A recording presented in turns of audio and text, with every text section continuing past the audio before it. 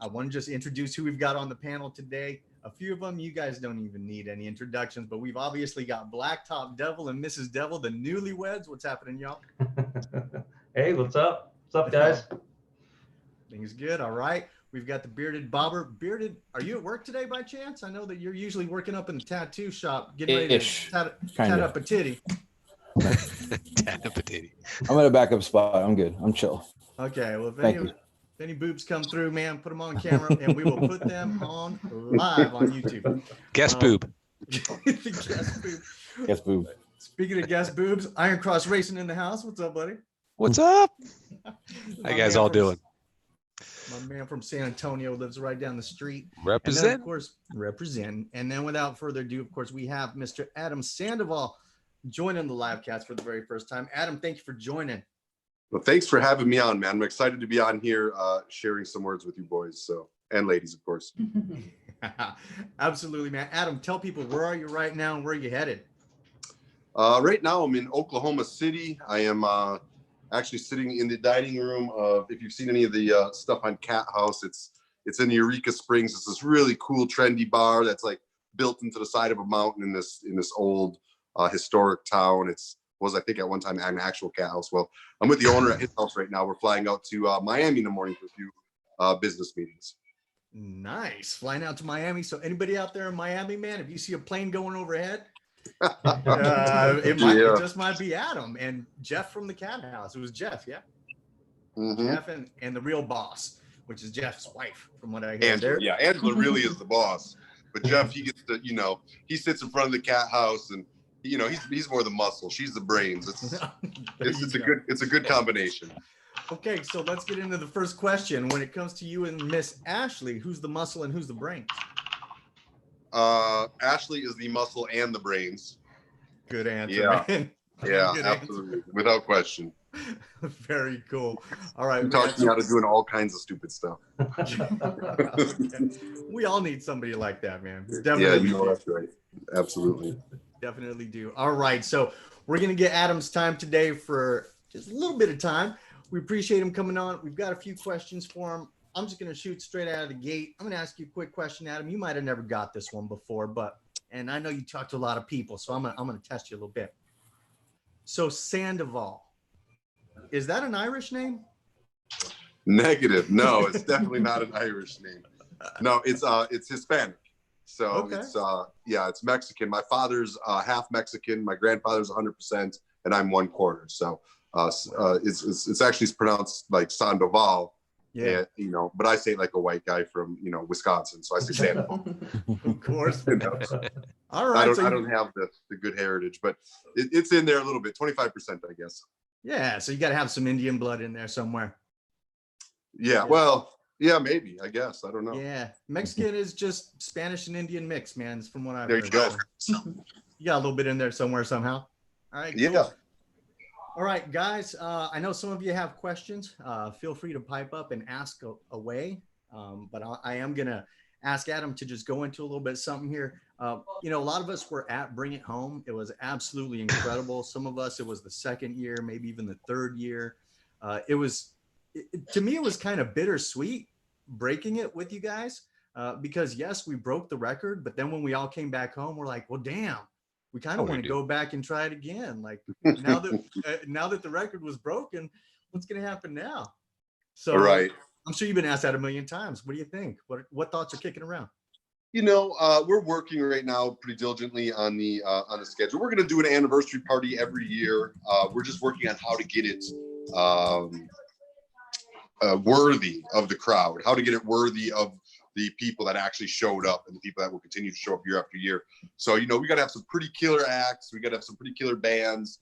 And we're just going to celebrate our victory every year. And then that way we're prepared. We're primed. If anybody ever tries to take it from us, if anybody succeeds, we'll be ready to just fall right into suit and come back and bring it back home where it belongs. So it's, we're going to do a party every year. And we're waiting to get the right, entertainment in place to make the announcement. Man, oh man, so happy to hear it. Do you think it might be around the same time of year, or what are you thinking? Yeah, I think the strategy is the same as like Sturgis or anything else. You know, you pick the month October, and you say the first weekend of October every year, so people know 2 years, 3 years, 4 years from now, first weekend in October, that's when we're going to do it. Absolutely, man. Awesome. Very cool. Very cool. Iron Cross, I know you messaged me earlier. Did you have a question that you can throw at Adam? Yeah, one thing I, watching your channel, Adam, one thing I really liked when you did it was when you made the decision to buy the K River, just as far as a business move, kind of a way, a different income stream. I was just real fascinated by that choice. I was kind of like, wow, that's actually a really neat idea to buy your own, campground.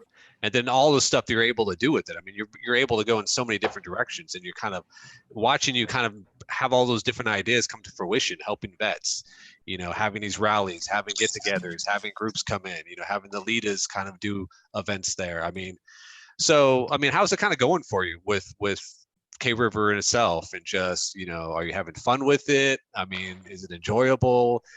Owning it, just give us some feedback on that. The K River is a much bigger beast than I initially anticipated. I didn't realize everything that was involved in owning and running a campground and venue of that size. So it has taken some of my time. Luckily and unluckily, I've been nursing some injuries, so I've had a little less actual saddle time this last year and a half than I had previously in my life. It's unlucky because I'm not doing what I really truly love, which is touring and traveling and getting out there. Lucky because it gave me some time to build the infrastructure of the K River and make some headway. So it's kind of a bittersweet thing. But overall, it's doing great. I mean, it really is. I couldn't have asked for a better thing. And ultimately, I think I just put out a video the other day on YouTube, and we put out over 8,000 nights we offered to veterans for free camping last year in 2019 alone. And that, to me, is those are nights to get away from the demons, get away from the headaches, get away from the routine. Those are nights to get around like-minded people and maybe even change one's attitude or viewpoints or comfortable, just being comfortable. So that I'm really proud of that. That's my biggest thing with the K River. All the other stuff can come and go, but making sure I run it successfully enough to keep the doors open and be able to offer these veterans a free getaway is of the utmost importance. Yeah, it's totally awesome. That is incredible. How big is K River, Adam? So right now we're at 100 acres. We just got a few more acres, but then we've got access to another, a whole nother group of riding and so we've been doing ATV trails and stuff like that. So, but the campground itself, so it's 100 acres. We got about a half a mile of river frontage and about a half mile of highway frontage. Very cool, man. Very cool. So I see you out there building all kinds of stuff. The tree house, freaking awesome. Yeah, I know the girls stayed awesome. there. Yeah, I think a lot of people were jealous seeing all those, amazing biker women walking up to the tree house, and absolutely no one is even going to get close to that thing because I get their ass kicked real quick. But, you got anything else in store? Cabins, other tree houses, anything like that? Our big goal is 12 tree houses, and make a little village. We do have another few tree houses we're going to launch here very soon. And then just ever expanding those ATV trails. That has really become, with my injury and with the long distance being kind of difficult for me the last couple of years, but 2020 is all different. We're kicking ass 2020, but the ATV thing really kind of appealed to me, and it was kind of another way to get out and have fun in a machine and not have to necessarily be on two wheels across the country 1,000 miles a day back to back. Yeah. Four-wheelers are fun. They are fun. Adam, speaking of the campground, is that something you thought about while you were on the road, or it just came to be? Yeah, no, it's definitely something I thought about while I was on the road. When I started this trip, I was on a very, very tight budget, and I did a lot of camping outside. I did a lot of driving through front gates of campgrounds and begging them for free nights. Just let me pitch a tent somewhere. Doesn't even have to have water or electricity. Real quick, I learned that campgrounds were awesome. I mean, look, you spend that much time living on the road, a new city every single day. three new cities every single day you start going on 2-3 years straight. You're talking 600 nights in 600 different cities, essentially, give or take. It's hard to think about having stability again in your life. It really makes you question your ability to live in a city and work a job and sit at a desk. And I think that this campground gave me an opportunity to still meet all the people and have the flow and the different attitudes and the different personalities and the different change and the spontaneity of travel, while still being somewhat grounded and being able to start a family life, which is important for me. It's a great way to look at it. Yeah. Yeah, Mhm. definitely. Very cool, man. Hey, so quick question, Adam. Let's go all the way back to when you first started, traveling, when you made your route across the country, when you visited every single dealership. When you first started doing YouTube, which came first, the trip or YouTube? Oh, the trip. Yeah. I mean, I may have put a YouTube video up prior to the trip, but the trip wasn't about YouTube. I think the first probably 7 months of my trip, there wasn't much on YouTube at all, maybe a video or two here or there. It wasn't until later, really YouTube for me I've only taken it serious in the last 2 years. In 2017 is when I started taking YouTube serious. Prior to that, it was Facebook for me, and when I started the trip, Facebook was my medium, to tell the story, but I never thought of it as a business. I never thought of it as a potential way to make money. I was just documenting what I was doing because I thought it would help me raise more money. Right. Yeah. That's cool. The reason that I ask is I know that so many of us, just kind of getting back to the whole moto vlogger thing. And by the way, I just want to give some quick shout outs while we're all having a little sip of whatever we've got in our cup. I've got a few people out here in the stream. We've got Christopher David Lawson of Northeast Pennsylvania, Smitty Independent, and Skid Pig all the way from Australia. By the way, the YouTuber Skid Pig, he thinks he's going to beat the record, man. You know that? Yeah. All right. Yeah, So I don't Skid think he Pig, knows there's what Bring he's it for. south. No way. Yeah. There's your shout out, man. So you're familiar with Skid Pig, Adam? Yeah, I am. Okay. Mhm. We've got Ozarks HD Riders, Randy's Rides all the way from Canada, Baggers and Brews. Those guys are really coming up. The Warbeard John, Biker Medic, Anonymous Biker, DeBeard, My Hoosier Heritage, 2 Kiwi Riders all the way from New Zealand. I got to ride with those people last year. It was awesome. Who else? Yo-Yo, 2 Wheels. I mean, we've just got a bunch of people in here, man. Very, very cool folks. Did want to send those shout outs. So the reason that I ask is we have so many moto vloggers, quote unquote, YouTubers. And the discussions that we've been having lately is what is the purpose of the channel? I mean, a lot of people have been doing it for a few months to a couple years. And at some point you start scratching your head and thinking, okay, so all of these subs, all of this watch time, all of this whatever, what are we really doing it for? Is it just for vanity statistics? Is it because people are trying to get famous, or is there a cause behind it? And obviously there's a huge cause with yours. I mean, and I love the fact that the ride came before the YouTube. The YouTube was kind of a way to get the ride out there. What advice would you give, Adam, for people who are kind of getting started? Have you ever hit a wall? Have you ever felt like, man, I don't know if I can keep doing this stuff? Because I know a lot of people that we have these conversations like, can we keep pushing? Can we keep pushing? And if so, how do you find that energy to keep going?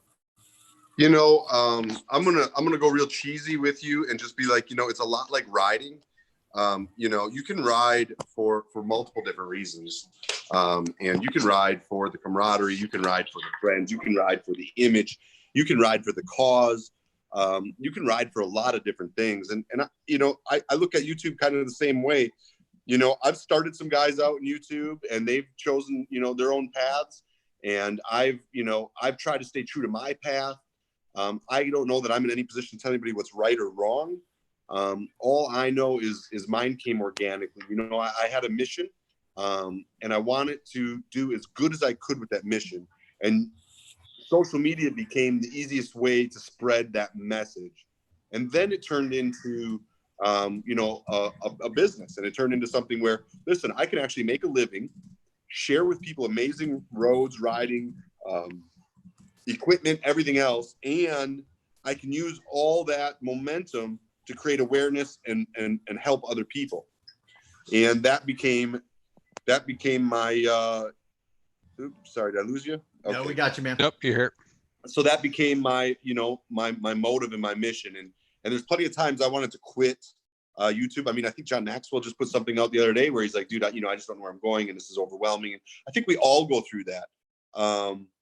But at the end of the day, when I was riding through, 400 miles of 6-degree weather with no heated gear, it became about completing my mission, and how can I complain when I got soldiers overseas getting shot at right now? And I'm here riding a motorcycle, and I think that has been the same way for me for my social media. I've known that no matter what I put up, there's always a tone for veterans, America, charity. And I think it's a tone that's needed right now in this country. So I feel obligated, and I feel, how can I give up when right now, man, you get those messages, you guys know, y'all have seen them. You get those messages from people who are like, hey, I was in this spot, and because of this video, I made this decision to buy this bike and it's changed my life.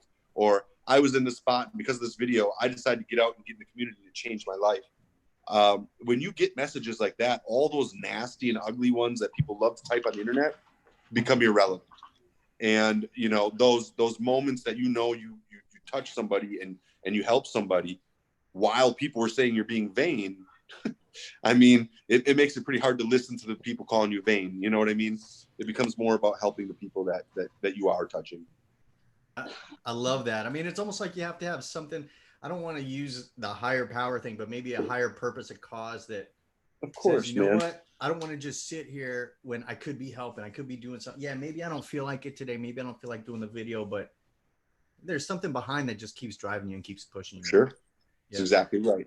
You mentioned, buddy, that, today it's needed more than ever. I would agree with you 100%. The country that we're living in is the best country in the world, no doubt. We also have a lot of division, but we can use things like, maybe it's YouTube, maybe it's social media, maybe it's other things, but to bring people together. And I'm going to leave this up to some questions here in a minute, but I just want to ask you about this. It seems to me that there's a lot of conservative thought in the biker world, right? Where back in the day, it seemed to be, more of the pot smoking hippie type. So we're kind of seeing that tide change. I think it's because, people are just getting older in the biker community. But here's my real question to you. With all the new stuff coming out from companies like Harley-Davidson, I've got here on my wall, the Bronx Street Fighter, the Panda, the electric scooters. Hell, I just saw a story that they're coming out with a 338. Okay, they're coming out with a 338. What's your thought on the direction of companies like Harley-Davidson taking those steps? Because for some people, right, for the older crowd, it turns them off, I think. Well, this is kind of a double-edged sword, right? I mean, you've got, yeah, it does. It does turn off some of the older guys, but then again, so did the twin cam, and so did rubber-mounted engines, and but eventually you start to say, okay, I want to be a purist, but I also want to be able to keep up with my buddy. And you start to make those decisions, and now there's still those guys who don't care about keeping up, and they just want to be that purist, and they're out there touring the country and riding around every day in their shovel heads and their pan heads, and to them it's more of the art and the nostalgia, and to some others it's more about the performance. So Harley-Davidson to me is I've had sit-down meetings, lunches with the owner, listen to me, the president, the CEO, Matt Levatich. And I think his vision is correct. He told me, he says, at some point, Harley-Davidson stopped being about the rider and being about the bike, and it started being about the transaction of the sale. It started being about moving the motorcycles. And I think that's where it started to go in the wrong direction. And we need to get the company back about the rider. I think that he is 110% correct on that theory. And that's just from talking to riders all across the country. But the problem is he's not steering a ship, you know, he's steering one of those, you know, flotation devices that, you know, that have, you know, 15 different entities. They're all roped off to each other. And you try to turn one, that's fine, but you got to turn, you know, all those other entities got to turn at the same time that you do. And that becomes difficult. And that's his franchise. Hey, how's it going, man? It's all right. What's in the cup? I need to know right now. What's in the cup? And just for you, mate, I've got a gin in there, mate. Pink gin, not just a normal gin, a pink gin with some fever tree tonic, mate. It's quite nice. So nice. I think he's right in making it about the riders. I think that, you know, I have a hard time with some of this new stuff. I certainly think that electric is the future. I certainly think that you know, the dual sport is definitely growing a market share, but Harley-Davidson has a entity, and they have an image, and they have a history, and that's what makes them so special. And I think they got to be careful. They're in a tough spot, man, because they got to be careful getting away from that heritage and that nostalgia and do cutting edge stuff like the Pan America or like the Live Wire, because nostalgia is kind of what their brand is known for. You know what I mean? That's tough, man. It's tough to change directions, and now you want to be a cutting edge company, but you're known for being historic and timeless, and those two things don't go together. Yeah, no, that's a good point, man. I mean, I like the fact that they're thinking about getting the kids, you know, getting them younger. You know what I mean? Because like a lot of guys who grew up riding Suzuki dirt bikes in the back trails, well, when they get older, the first thing they're thinking about is Suzuki. Right. Sure. You know, that kind of Nobody stuff. thinks about Suzuki. No, I'm just kidding. Man, I just want to. I had a Suzuki for 3 years, man. She never let me down once. No, I had one too. I was just kidding. ZR7S. A couple of people that joined us right now. First, here's what I want to do, because I know we've got probably about less than 10 minutes here with that. No, we're good, man. I'm cool. Okay. You go as long as you want. We're gonna keep rolling. We have Scouse Adventures, who just piped in. I think he's drinking a pink gin or whatever the hell he was talking about a minute ago. Pink gin. All right. Almost couldn't understand him. No, I'm kidding. Then we've got Mr. Gears and Gadgets. What's happening, buddy? Going on, guys? What's going on? So what I want to do is I want to continue through the questions. I want to throw this one to Blacktop Devil, and this is Devil. If you've got a question for Adam, go for it. In the meantime, I'd like Gears and Gadgets and Scouse. Think about what you might want to talk to Adam about. It's very rare that we get a guy like Adam in here, so let's squeeze the hell out of him. All right. Yeah, I got a question for him.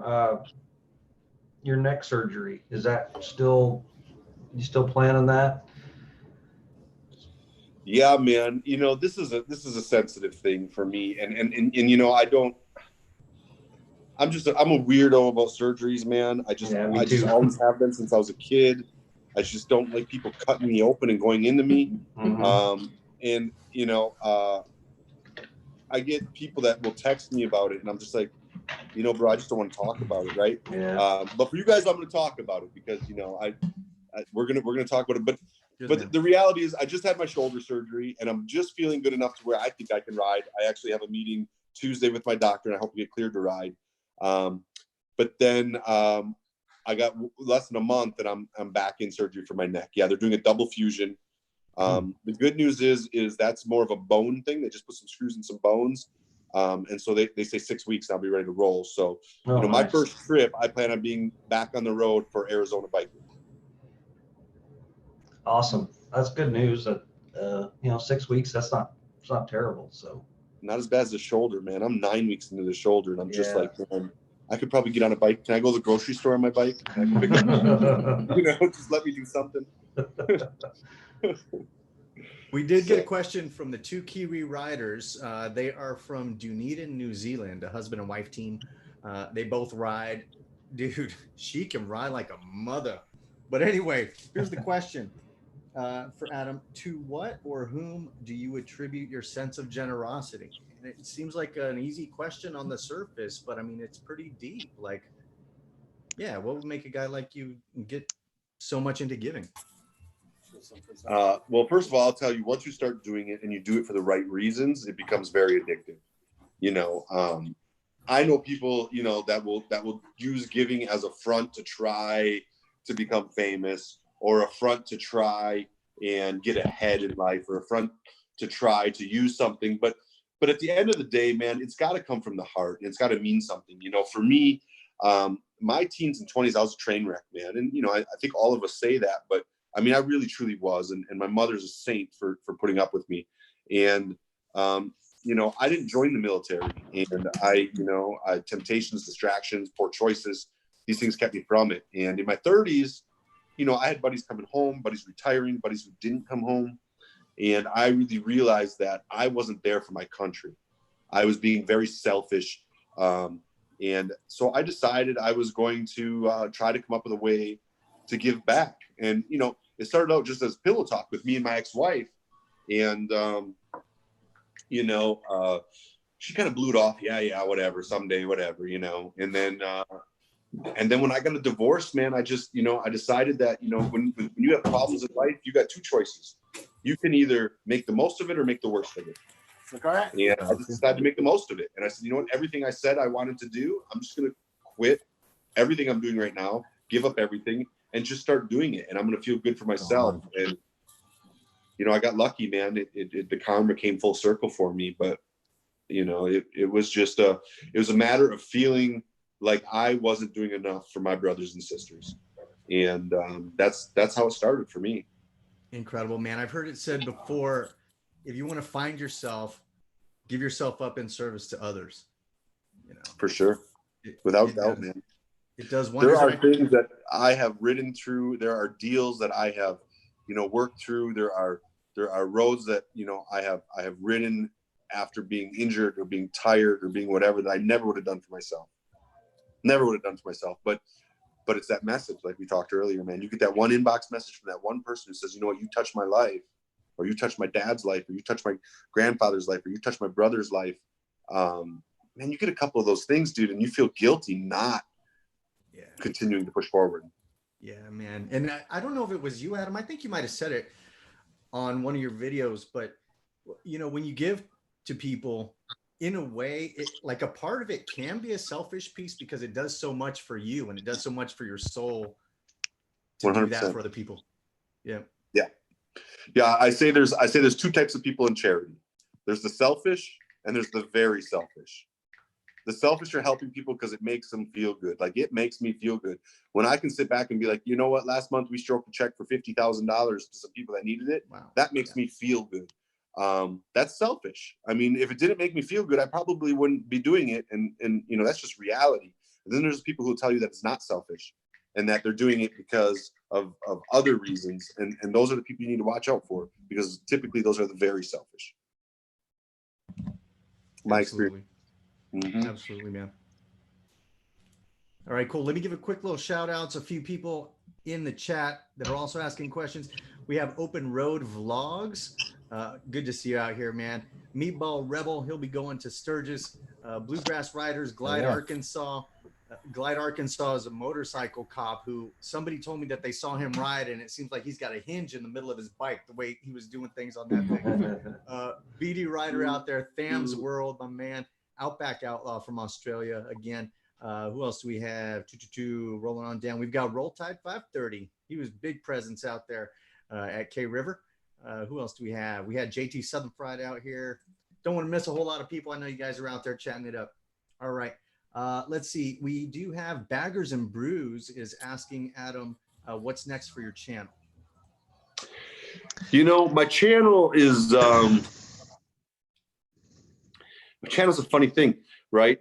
You know, the sad thing is I wish I could do all my content on veterans and veterans needs. The bad part is people want to help, but they don't want to see it every day. And so you got to come up with other entertaining type content to get people watching. And then when everybody's watching, then you tell them, hey, listen, there's a need out here and y'all need to be part of it and you can do something about it. But it's kind of like you got to get the entertainment going, and you got to get people following for other things, you know, riding these cool roads or helping them set up their dream vacations. And then at the last minute, when everybody's watching, you can say, listen, there's a need out there. And that's what it kind of becomes a balance of for me. So this year, I really want to do more entertainment.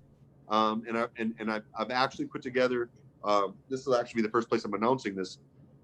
I've actually put together hold on, drum roll. Drum roll, guys. All right, let's hear it. So, we've put together a full road crew team, and we're going to produce 5 videos a week for the entire year, starting in March.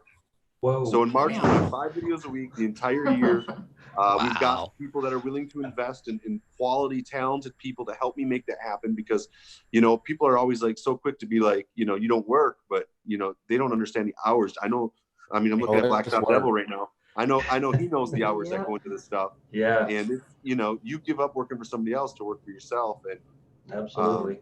So 5 a week, man, that's my goal this year. And I'm going to take you all to Alaska. I'm going to take you all to the very southern tip of South America. I'm going to take you all to Glacier National Park, Yellowstone. We're going to do the whole Highway 1. We're going to do a lot of really big trips, a lot of 1.5, 2-month tours where, you know, I don't get to see my bed for a couple months, but we're going to try to show y'all some stuff that's been outside of my wheelhouse. So I'm excited for that entertainment value. And I hope it attracts enough people that then I can share the message of the need. So, man, awesome. I love everything you just said, dude. And this is the first place. I mean, this is all on a whiteboard in my living room with my manager and my agent. It's not anything I've released anywhere. So they're probably going to yell at me when the morning comes. But whatever.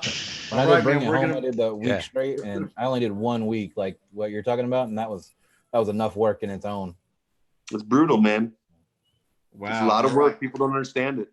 Yeah, I want to chime in here real quick and just say that's interesting with you, Adam, is that you have huge philanthropic ambitions, and it's like funny to hear you almost like have to apologize for the entertaining aspect of your YouTube channel, but clearly, right?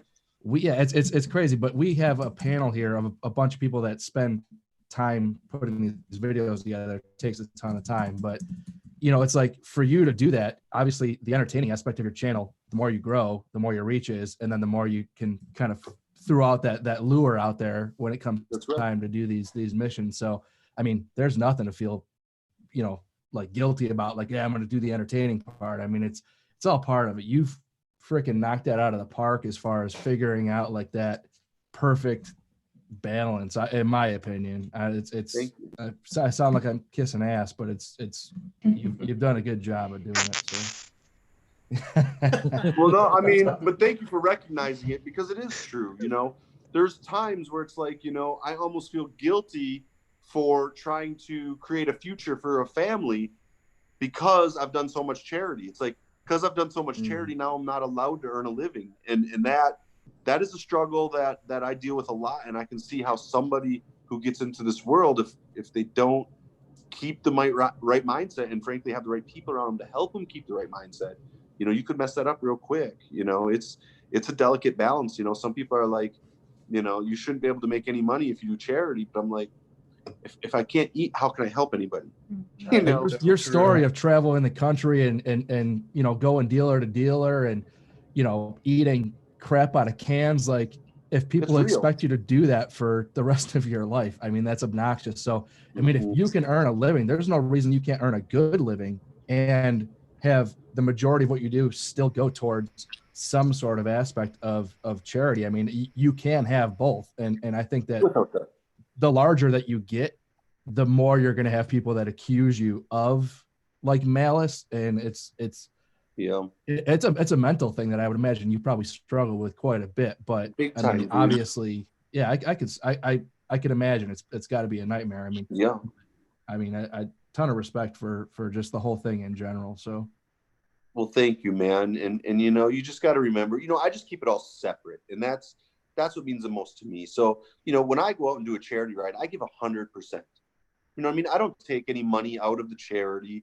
I don't take any, you know what I mean? We did that Bring It Home, and you know, that event cost there's about $75,000 to $85,000 put into that event. Okay. Not $1 of that came out of the pre-registration. 100% of that registration and pre-registration went to charity. You know what I mean? And as long as I'm doing that, then at the end of the day, I don't feel guilty if I'm creating business, because business is how I fund, you know, further fundraising. And And I think that's where people get mixed up. They start to mix the two, and I just never have. Yeah, no, man, it reminds me of like when you get on a plane. Well, you just heard this one today because you're flying, or you're gonna hear it tomorrow. Which, you know, when the stewardess says, if you're sitting next to somebody that needs help putting on their mask, if those masks drop down, put yours on first and then help them. Great example. It's the Great same example. thing. Yeah, you're gonna help people, but you have to be strong and make yourself, you know, ready for war, and then you can help other people. And that's a hard.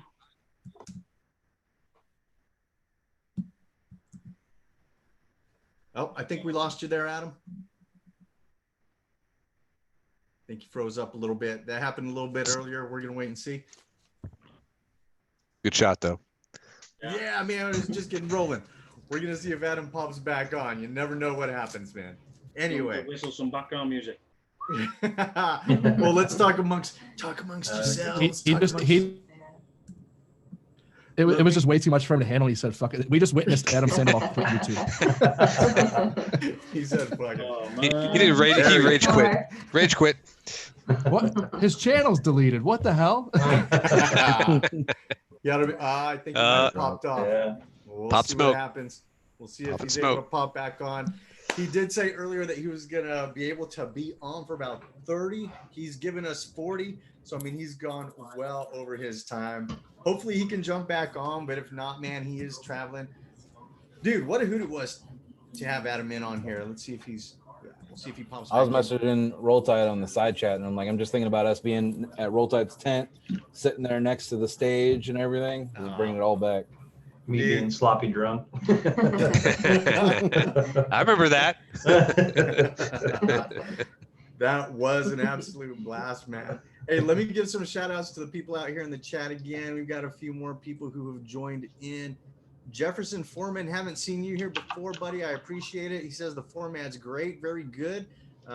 We said we had Smitty Independent earlier. I know we've got 71 people watching, including Motorcycle Mama has joined.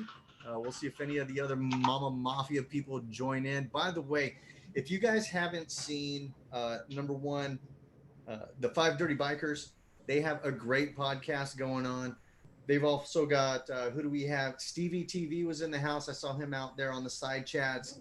He's doing some pretty cool stuff. He reignited Off Topic, which is incredible. I know that he had Shade Tree Surgeon on the other day to kick that off. Some other folks we have in here. Who else? We've got OJ Utter. Okay, cool. OJ, thanks for being in here. I'm trying to pick out some people we haven't called out yet.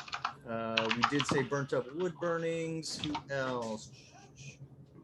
A lot of people I think we've caught in the chat. There's probably a lot more people watching who are not participating in the chat. There's a lot. Yeah. All right, so cool. If you guys haven't already liked, go hit the like button. Thank you for that. Yes. Hit that like button. Only Very 27 likes right now. And whoever gave it a thumbs down is going to. Yeah, one thumbs down. People When smacking Dad people. death, I'm coming for you. One thumbs down. That one was from Adam. Oh man, very cool, very cool. All right, so you guys, anything on your mind? What are you guys up to these days? I'm gonna throw it out to Scouse. I was just gonna say, dude, I caught one of your live chats the other day, and it was freaking awesome, man. Thanks, mate.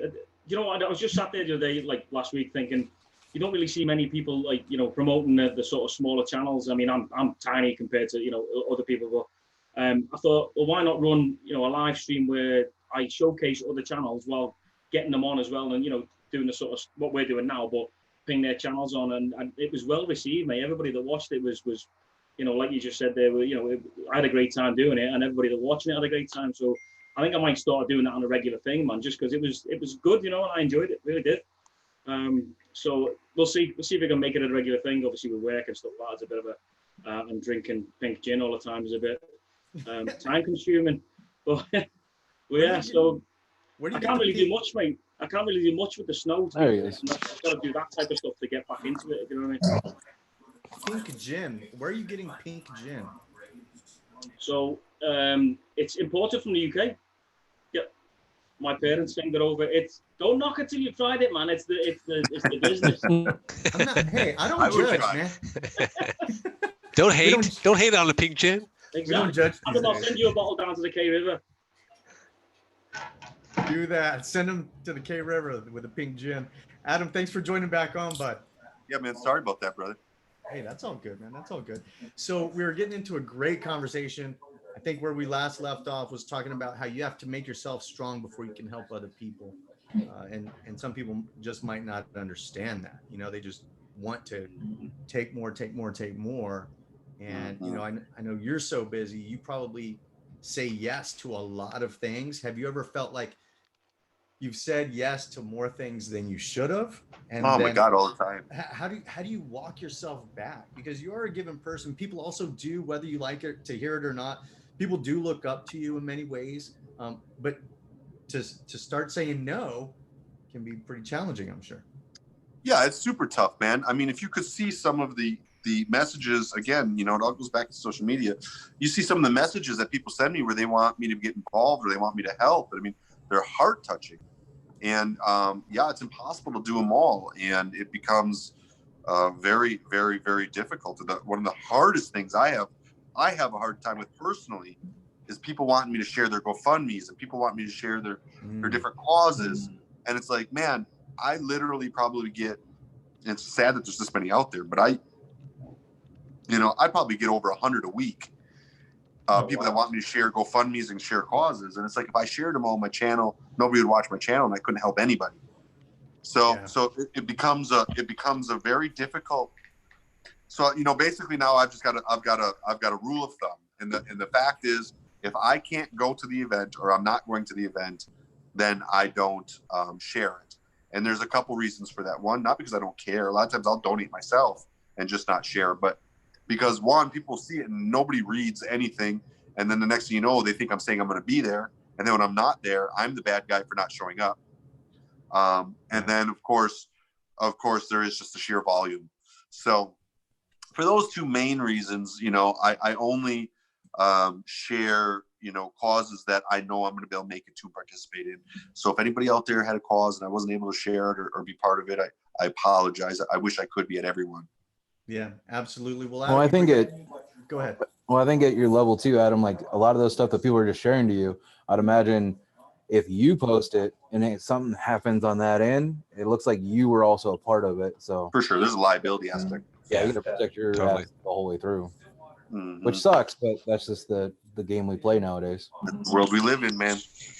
Good man. Hey, Adam, so if people want to get involved with whatever you're doing right now, right, whether it's motorcycle missions or anything else like that, I mean, how can people help the charities that you're involved with? Do you have a website where people can click on what you're doing these days? Is that in the works, or like what's the deal? Yeah, I got a website. It's just adamsandovalrides.com. And usually you can see what I'm up to there. You know, I work with a lot of different charities. So sometimes I'll have a charity of the year. Sometimes I'll just do different select charity events. The main thing you can do is just go to my YouTube or my Instagram or my Facebook and just follow along. You get a bunch of great entertainment. And when there's opportunities that we're raising funds, you'll be hip to it and you'll be able to participate. Right on, man. Man. Sounds good. Cool. All right. Let me see what other questions we have out here in the chat. I saw one earlier that I think we might have missed it earlier, but it was asking you, Adam, just simply, when did you start riding and what got you into wanting to ride motorcycles? I started riding as a kid, mini bikes, you know, Trail 70s, little rep bikes. My first street bike was a Katana 600.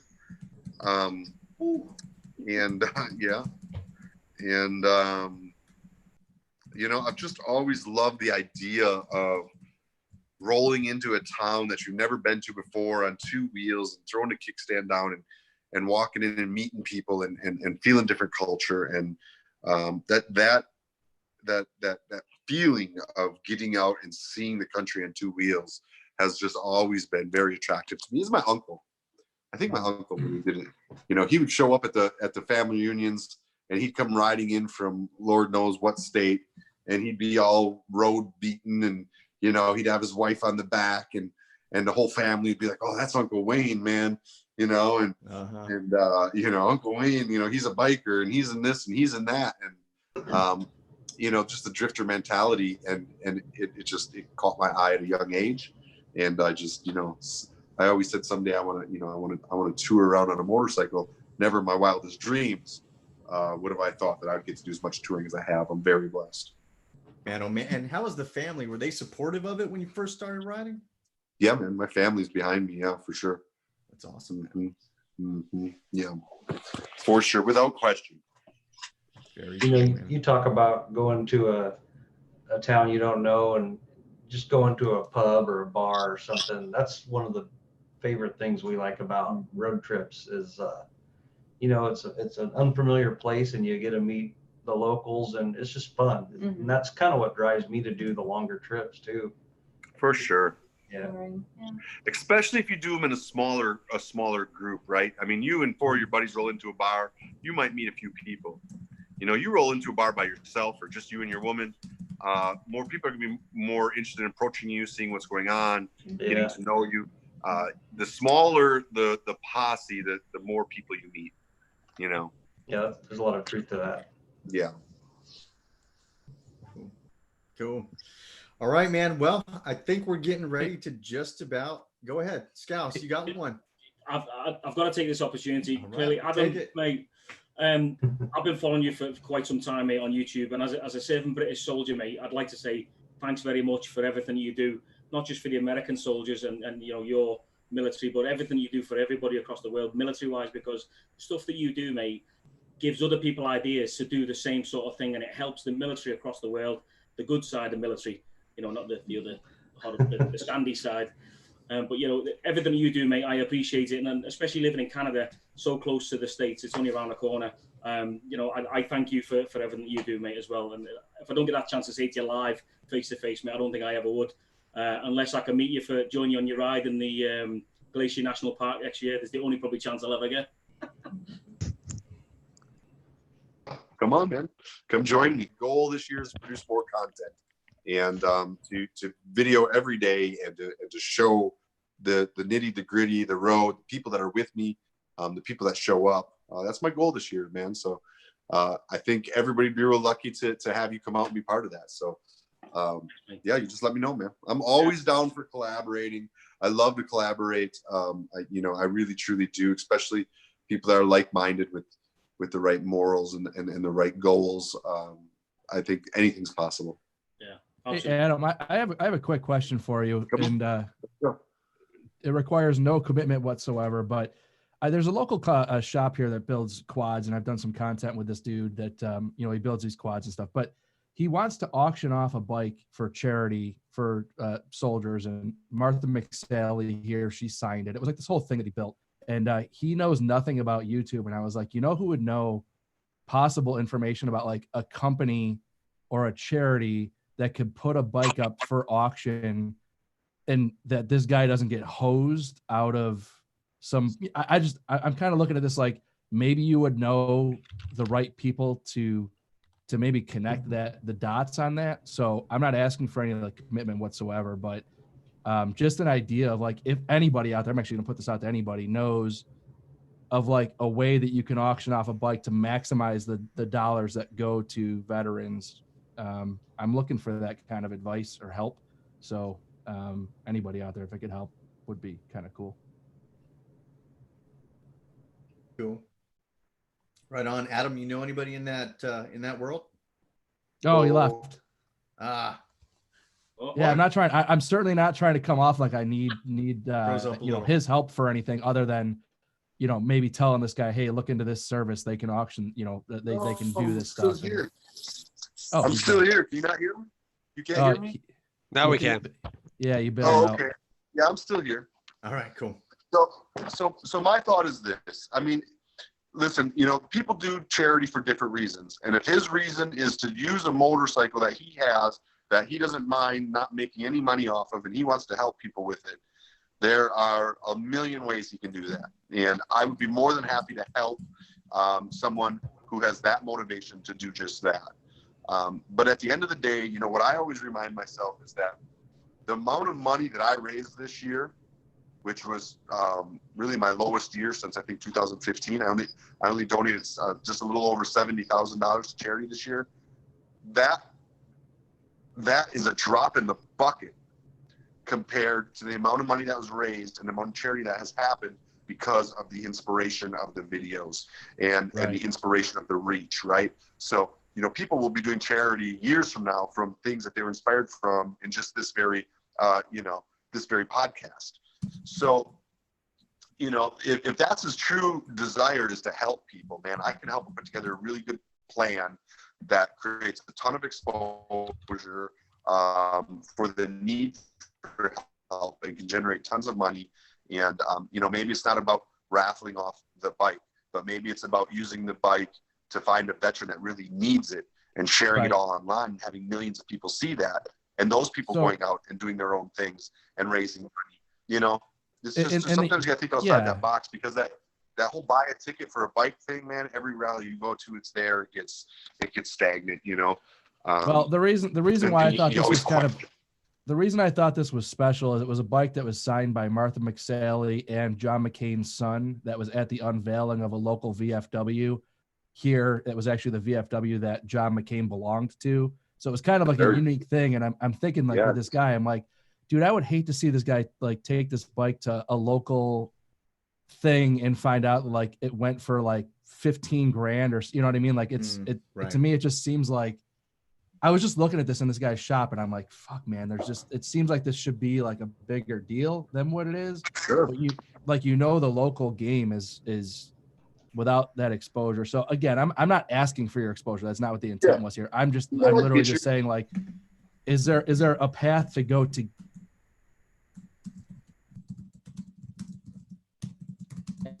like a larger charity be able to do those things? You know, I don't know of a specific charity for that. Gotcha. I can tell you that there's a lot of creative ways and a lot of great ways that he can impact a lot of people with that bike. Gotcha. If that's what he wants to do, and I'd be happy to help. Yeah, and I'll leave it at that. I'm not, like I said, I'm not trying. I'll just kind of trying to drop that out there a little bit. That's all. Good for you. How's Scooter, Adam? How's he getting on? Scooter is an old man. He's going 12 years old here, and you know, he just likes to chill out. He thinks he likes to ride. He gets all excited, but then if the weather's not perfect, man, he's just miserable, man. He's getting old, and so he does a lot more riding in the cars and in the airplanes and the hotel. Yeah, sounds like me, that, mate. To be fair. Right. Absolutely. That's good to hear. Good to hear. He seems like he's like the Duracell dog. He just keeps going and going and going. He's a tough little guy, man. Yeah, I mean, he's tough, dude. He just doesn't know his own size. That's for sure. Yeah. No, he's amazing. Look at that. He is. It's always good to have a good dog in your life, I suppose. Eh? Yeah, man. Very cool, man. Yeah. You guys have any other questions for Adam? So who's got that one question that they want to ask, but they don't know if they should? That's a good question. I'll take that question before we hang up. I already did that. Adam, you dropped a hint about, you know, starting a family. Is there something that you haven't told us yet, or is it something that you're working on, or is it something that maybe in the works at some point? Hey man, you said to throw it out, brother. There it is. Working on it. We don't want to see the video. Well, maybe. Yeah. Is there a sex tape now? There's a couple. I tell you, you know, the thing is this is something that's very.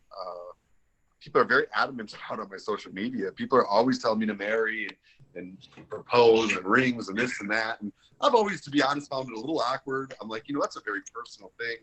And it's one of those things where, you know, everybody has their own life experiences. Me, I'm divorced.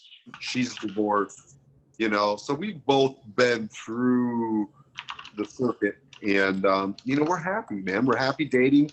We're happy in our relationship. I'm not an easy guy to date. I'm a stubborn-headed, and I'm always gone, and I'm always with different groups of people. And you know, she works a very traditional job, and she's been there a long time. So she has a lot of time off. But you know, like Miami with me tomorrow, she's not coming with. You know what I mean? And that can be tough to live with. So, you know, not that that's why we're not getting married. I'm just saying we both are happy. We're both content. We've both already done the marriage thing. And it's just not saying we'll never get married, but it's just not that important to us right now to go down and sign legal documents. I love her. She loves me. And we create our life together that way. So will we ever get married? I don't know. I'm not going to say no. I'm not going to say yes. Don't do it. Hey, let me tell you I hope something. I'm with her forever. I'll say that. I've been with the same woman for 20 years and we never went down to the courthouse. There you go. I mean, that's what it is. And you know, I've got friends that, you know, they went down to the courthouse. 5 years later, they're going down to the courthouse again. Only under not so good circumstances this time. Yeah. So, yeah. So That's the thing with the marriage, and you know, with the kids, it's you know, I think we're content in our lives right now. Sounds like Stephen Hawking. You know, we're just dating and both of us chasing our dreams. Yeah, well, I mean, it's just the truth. Yeah, what a convenient time for the audio to go out a little bit there, Adam. But you asked for the tough questions, man. So we're just gonna throw out all the I'll take bullshit them, man. we got. I'm an open book, man. I'm a 100% honest, open book. Absolutely, man. I mean, that's definitely what I got from this talk. Anybody else have anything for Adam? Just one last one. Adam, have you ever come across anybody while you're doing your travels and stuff, mate, that's not an American veteran or American soldier that's come up to you and said, you know, thanks very much for everything you do? Not me, clearly, tonight, but, you know, somebody else. Maybe you've met an American, British soldier before, Canadian soldier, Aussie soldier, that's, you know, or airman. How about that? Anything like that at all? Yeah, I think, you know, yes, 100% to answer your question. Oh, man. Must have that one bar, Adam, of internet connection, man. It's like,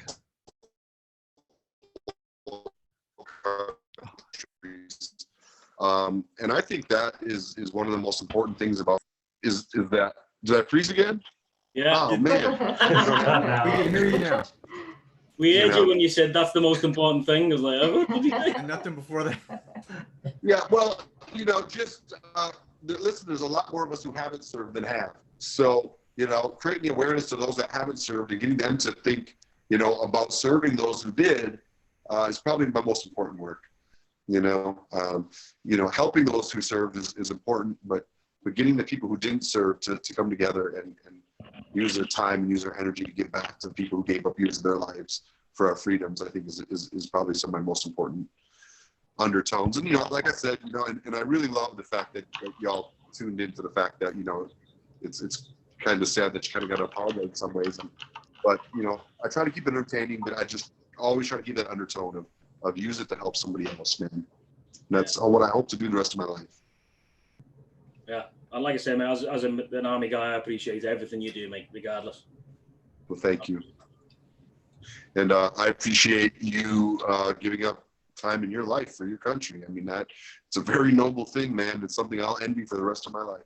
That's it, mate. To be fair, I've had 22 years of flying around the world and blowing stuff up and getting drunk, so I can't really complain. Yeah, I get it. But yeah, thanks, mate. I appreciate that. Yes, sir. Cool. Well, Adam, we are coming up on that 1 hour mark, man. I got to tell you, I appreciate you so much. Number one, and you know, you won't want to hear this maybe, but look, in front of us guys who have joined us today, you know, we've got a lot of motor vloggers out there. We've got a lot of motorcycle riders out there. You know, Adam is a bit of a living legend, quite frankly, not just for, you know, riding all over the United States, not just for hitting all the Harley dealerships, which is absolutely insane. But, you know, all the work that you've put in, the big heart that you have, an example for a lot of people to follow. And, you know, guys like you don't come around very often in this world. Hopefully, you know, through this talk, a piece of that will, you know, get into each and every one of us, and we'll figure out ways to, you know, just kind of spread the love, even if it's, you know, just in our own neighborhoods, could be in our own city, but like you know, throughout the United States and the world. So we really appreciate it, man. And I know you're a busy man. Thank you so much, Adam. Oh, no problem, guys, man. Thank you for having me on, man. I really appreciate it. You all do some great interviews, and it's always fun to listen to. So I certainly appreciate it, man. This podcast stuff is just it's the new thing, man, and you guys are doing a great job at it. So thank you. Very cool, buddy. Safe travels, man. Enjoy. Yeah, thank you. Real quick, Adam, while you're on your trips this year, she's a great cook. So if you come through Nebraska, let us know. Well, yeah, man. You and I definitely need to, connect. So Yeah, we definitely need to do some collabing and do some riding together and do some, some cross promoting on videos. I mean, that is really how you take this thing to the next level. So I think we need to get a group of good people who really, are in it for the right reasons, and we need to support one another in that. Awesome. That is something that I would love to do with you, brother. So you just let me know. Yeah, let's do it. All right. See you in Glacier Park. Yeah. You said it now, mate. I'm going to hunt you down. We've been wanting to get up there too. I'll bring the So pink gin. Glacier may be the most beautiful national park. Oh, it's amazing. I did it last year. They go into the Sun Road. Unbelievable. Yeah, unbelievable. Nice. Yeah. Spectacular. Unreal. If I meet you there, mate, I'll definitely bring a pink gin along for you. So I would like to take a little pink gin and Glacier, man. I'll take it. Let's do it. absolutely. Ice straight off the mountain. There you go. I like it. That's a good one. Awesome. So let me ask you guys a question. Yeah. Can I ask you a question? Shoot. Absolutely. All right. What do you all think? Honestly, now I want honest. I give you all honest this whole interview. Now it's your turn to be honest. What do you all think about the fact that I ride an Indian and a Harley? Doesn't matter what you ride. You see my background? I just want to know your opinions. Hey, I came to I want bring to it hear what you have home. to say. I came to bring it home on my dad's Harley. Grew up all around Harleys, but I have an Indian in the garage. I got my Nikki's got a Kawasaki Vulcan in the garage, and we're all about the motorcycle life, man. Yeah. These guys all know me That's from the Indian. It doesn't matter what brand. It doesn't matter. I'm with these guys. My input on that whole situation is I think that the Indian thing, the bigger picture is the fact that you have an Indian that clearly there's a relationship with Indian, and they're confident enough in their product to say, here is a motorcycle, go tell people about it. I don't give a shit what you say. Like the marketing mentality of Indian, like I said, I care less what you're riding, but the marketing mentality that makes me excited for motorcycles in the future. Like I think if Harley could get on board with that kind of thing and just embrace the social media aspect of it all, I think that like the whole, us obviously in this industry are better, but I just think it's like super rad that you're able to like do that content and say whatever the hell you want. I think that's awesome. Yeah, I it's a unique experience working with them in that aspect. They certainly have never censored me in one regard. Yeah, that's awesome. And that's a bold move from them, because I went from, when I was in contract with Harley-Davidson, if I even put my leg over another bike, somebody took a picture of it and posted it to their personal social media who had 500 followers, they'd fire me over it. Just for sitting on one in a parking lot. I heard that on the podcast. And now I got Indian being like, hey man, you ride whatever you want, just make sure we're part of the mix and give honest opinions, and they're confident in their product. And, it's pretty neat. I have a good relationship with Indian, but it was a very dangerous thing for me being 100% Harley-Davidson to switch over to adding an Indian to my roster. You're just being real, man.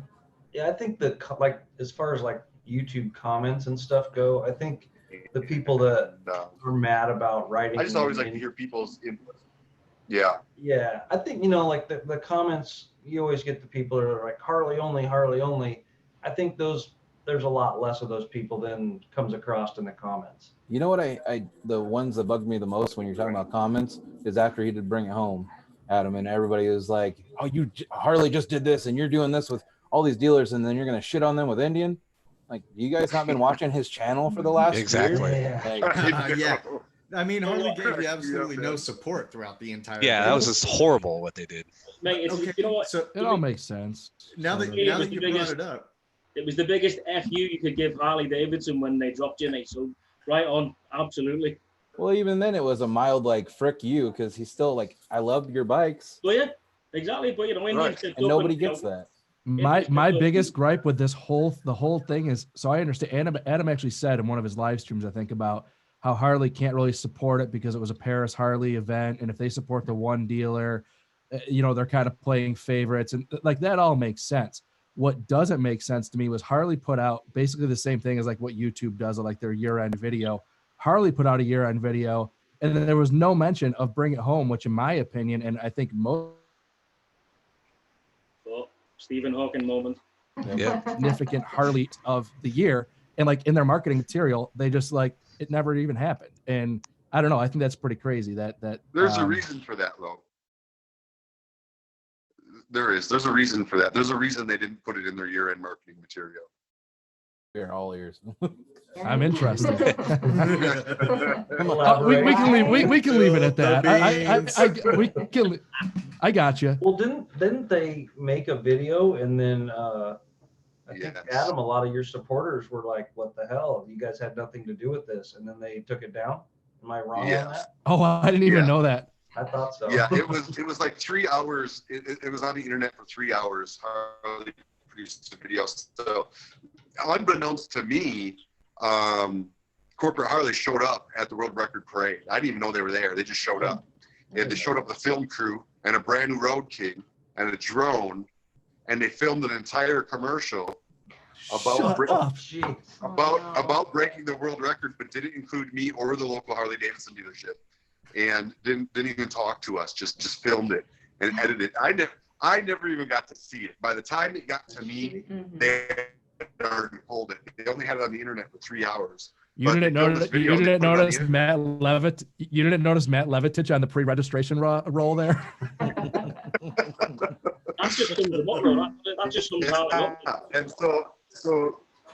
so you're 100% right. They did. They put that video out, and it was a huge PR nightmare. People were pissed off. They took all the credit for breaking the world record in this video, and yeah, it was a huge PR nightmare. They pulled it down in like 3 hours. They pulled it down, and nobody's seen it since.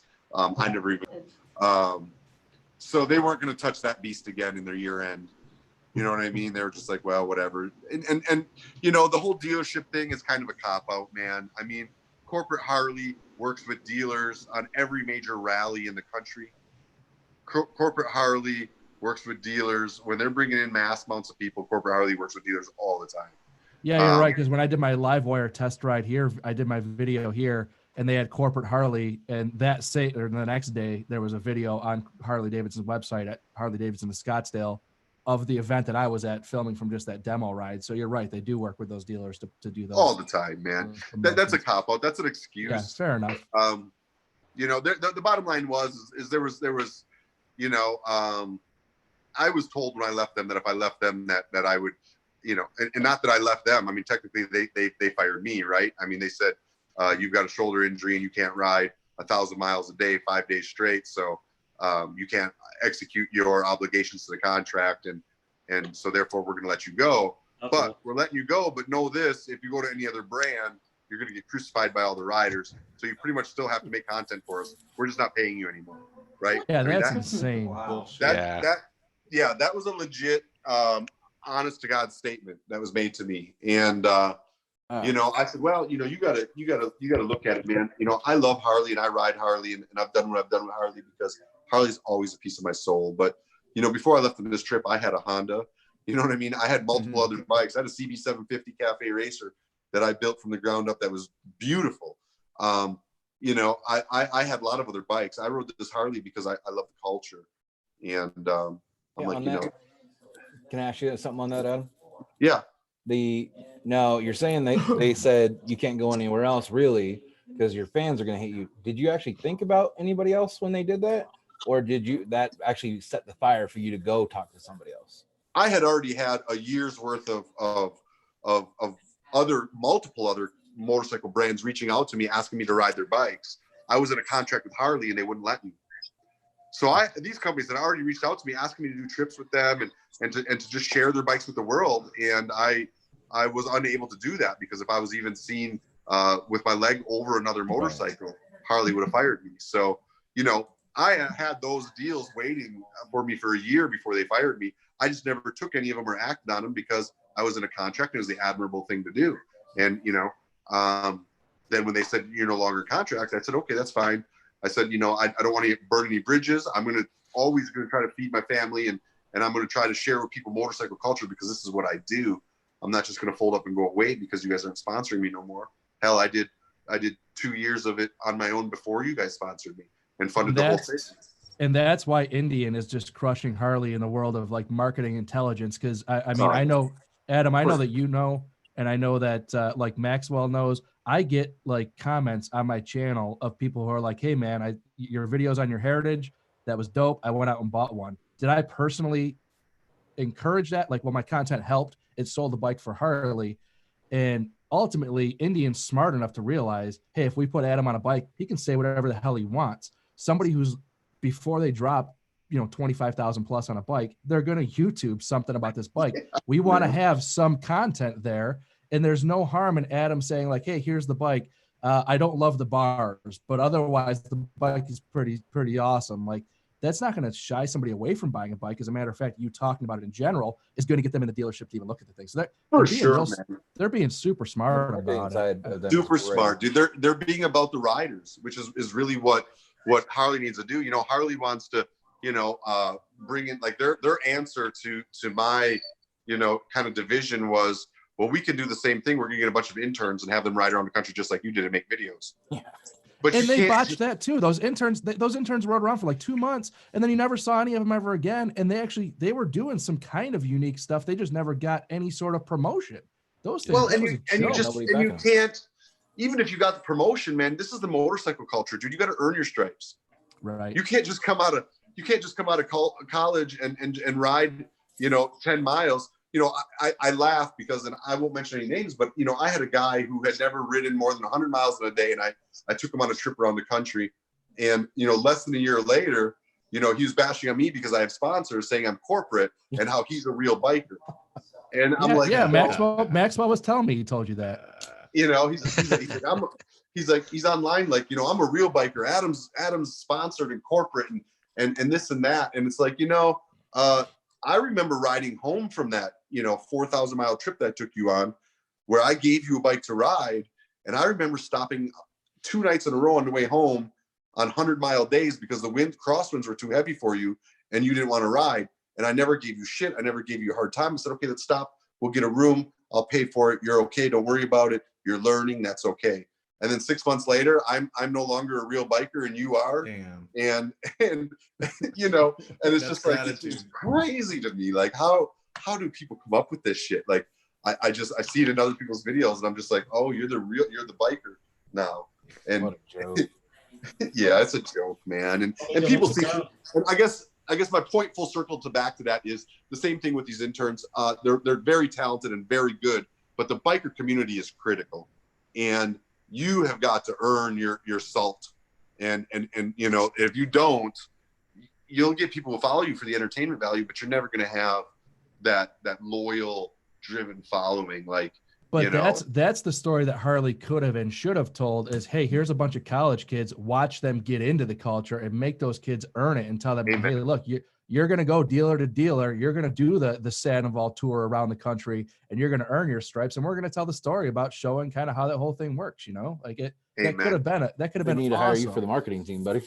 Yeah, right. You can do that, but you could do that, but you'd never get the same amount of stuff as what Adam's done, and you'd never get the same amount of kudos and everything else that goes with what you did. Yeah, but if they're concerned about controlling their brand message, I could understand like their idea of saying like, well, we want to have control.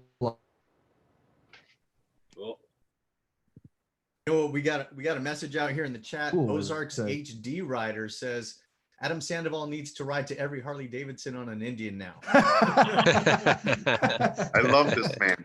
Who is this man? Can we go have beers? Yeah, that's Ozarks HD Riders. Indian's marketing team is emailing Adam as we speak. He's you got to do it.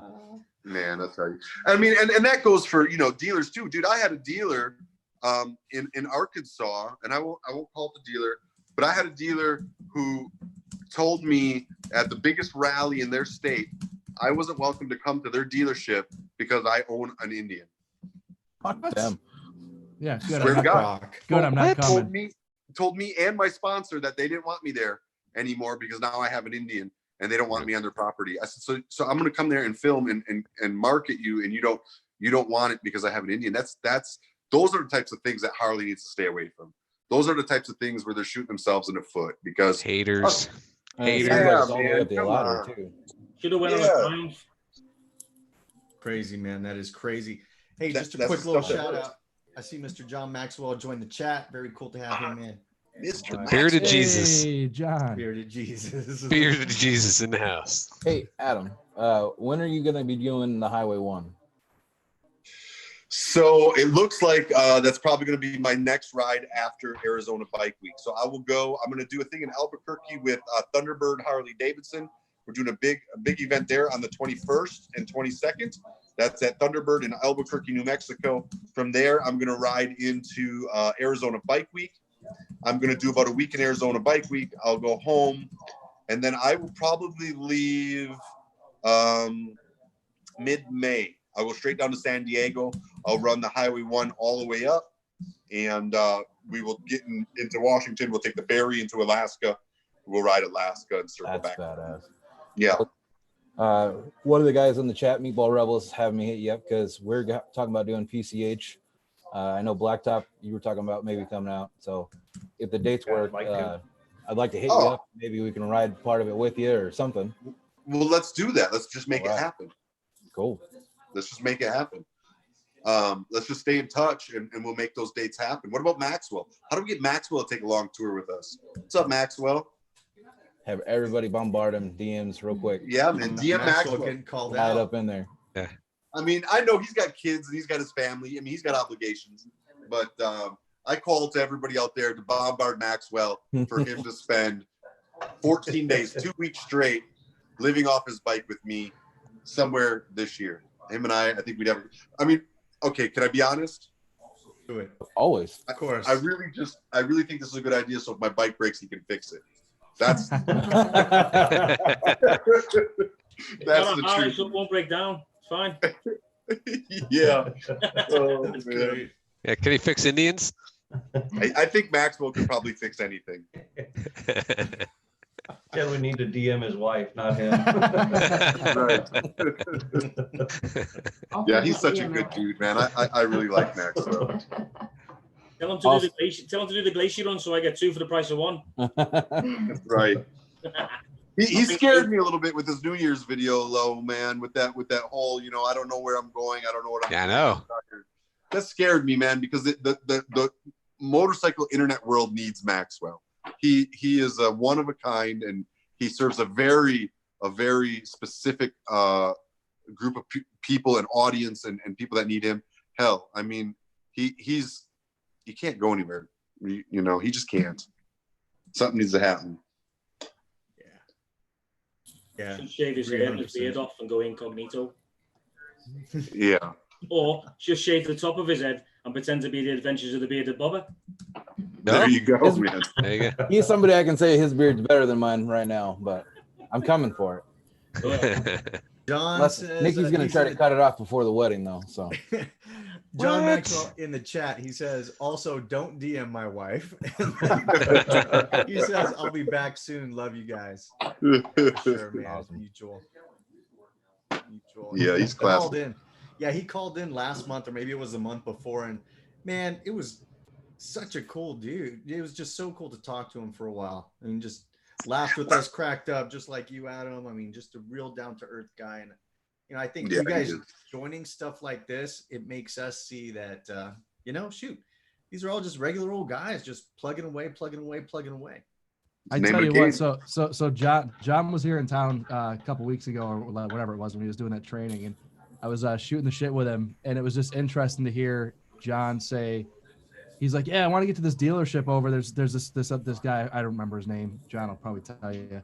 He's like, yeah, I want to go meet this guy. I'm kind of like fangirling out over him. And it's just like so funny to realize, like all these dudes, everybody in this and chicks, like everybody here is just real as hell. And you start to like view people's subscriber count and put them like on this like weird pedestal, and like it just it's just funny to kind of get everybody back to down to earth and realize like everybody's just the same, you know, either Humanizing them. good people or not. And, you know, the subscriber counts mean nothing.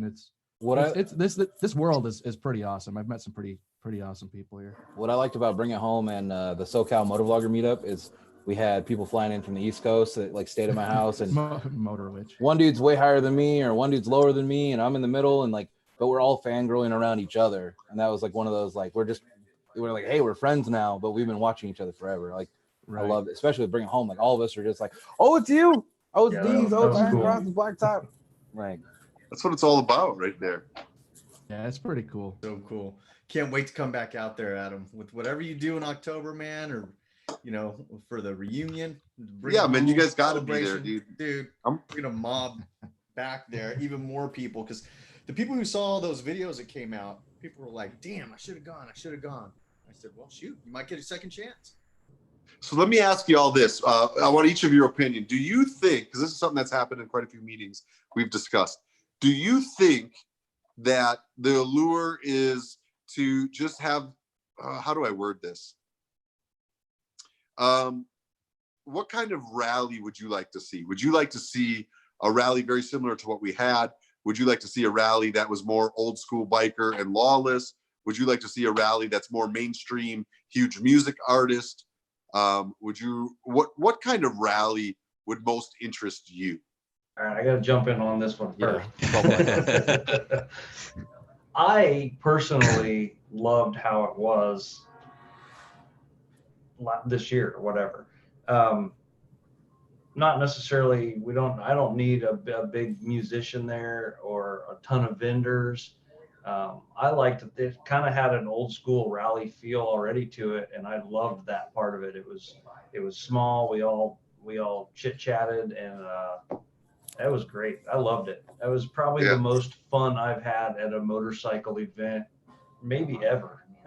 Wow, thank you. Yeah, that's awesome. Yeah. Thanks to everybody that showed up. Yeah. That's okay. What about everybody else? What are your opinions? I would just have to agree with Blacktop Devil in regards to, I mean, I think, you know, doing old school lawless, you know, tearing up a town, all that kind of stuff, not so much. Mainstream, a lot of bands, a little bit, you know, more sponsorships, not so much, but actually having it be, like I said, like it was a little bit more low key. Maybe having like some planned rides, which, I mean, if the main event isn't actually just to ride around the airport, but if the main event's, you know, just to get together, maybe having some vendors, you know, but having some planned rides to kind of go around. I mean, to me, that's ultimately, it's just the people getting together, sharing the love for motorcycling, you know, and, you know, meeting each other, hanging out, just, you know, pretty much that's about it. Right.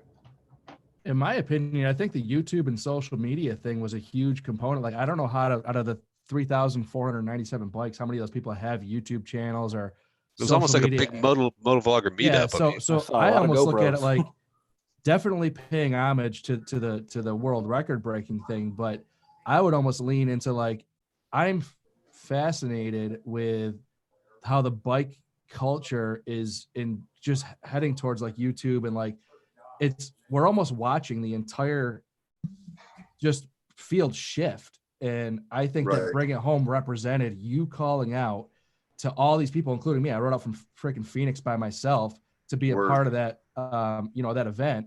And I think that there was a lot of people that did that same thing that were there because of the social media aspect. And I think kind of leaning into that would be kind of cool. Yeah, for sure. That social media aspect was a big reason why we got it done. Let's be honest. You know what I mean? If it wasn't for all the people, all of y'all, Maxwell included, you know, everybody that was on there posting about it, talking about it. I mean, it's the media of the future, right? I mean, it's just, it's. And then I don't know if you know this, but the Laughlin River Run had like one of the main sponsor people and Riverside Casino have like pulled out. But it's been dying for a few years. I used to live in that area and worked at the Colorado Bell, and it's always gone through its spurts. But it sounds like a lot of the people are going to the more like not so corporate type stuff where there's like Oatman. The more people are hanging out in Oatman because they get that old school Sturgis feel. I love Oatman. There's Golden Valley, Arizona has I read the rules and it's hilarious because you have to be 21 or older because you're on somebody's private property. and they have like one of the rules is it's not our fault if your old lady is in someone else's tent or your old man is in someone else's tent. But it seems like a lot of people are leaning more that way. Right. Well, good. I'll take that stuff back to the drawing board. I appreciate y'all's input. So, and I'll look forward to having y'all be part of it. And let's stay in touch, man. Let's do some riding this year, and let's promote this party big together. Oh yeah, it's gonna happen. It's gonna happen. Just tell us where and when to be there, man. And shit, that place will be blowing up. It's coming, baby. It's coming. I'm going to ride down from Alberta on a sports day, so I'll have an ass like a Japanese flag by the time I finish. As long as you got pink gin. Oh, yeah. Pink gin. I'll bring that, mate. I'll bring that. Hey, Scouts just right down in Nebraska. You can hop on my street, Bob. Mate, I don't even know where that is. You'll find it. Just go south. South. That'll do me. Once you get to where it flattens out, you're good. Yeah. Well, boys, I have a 5 a.m. flight to catch, so I'm going to let you are guys the man. Sleep, sir. Thank you very much. Thanks for joining us, Adam. It was a pleasure. Yeah, y'all take care. All right. Bye. Take care.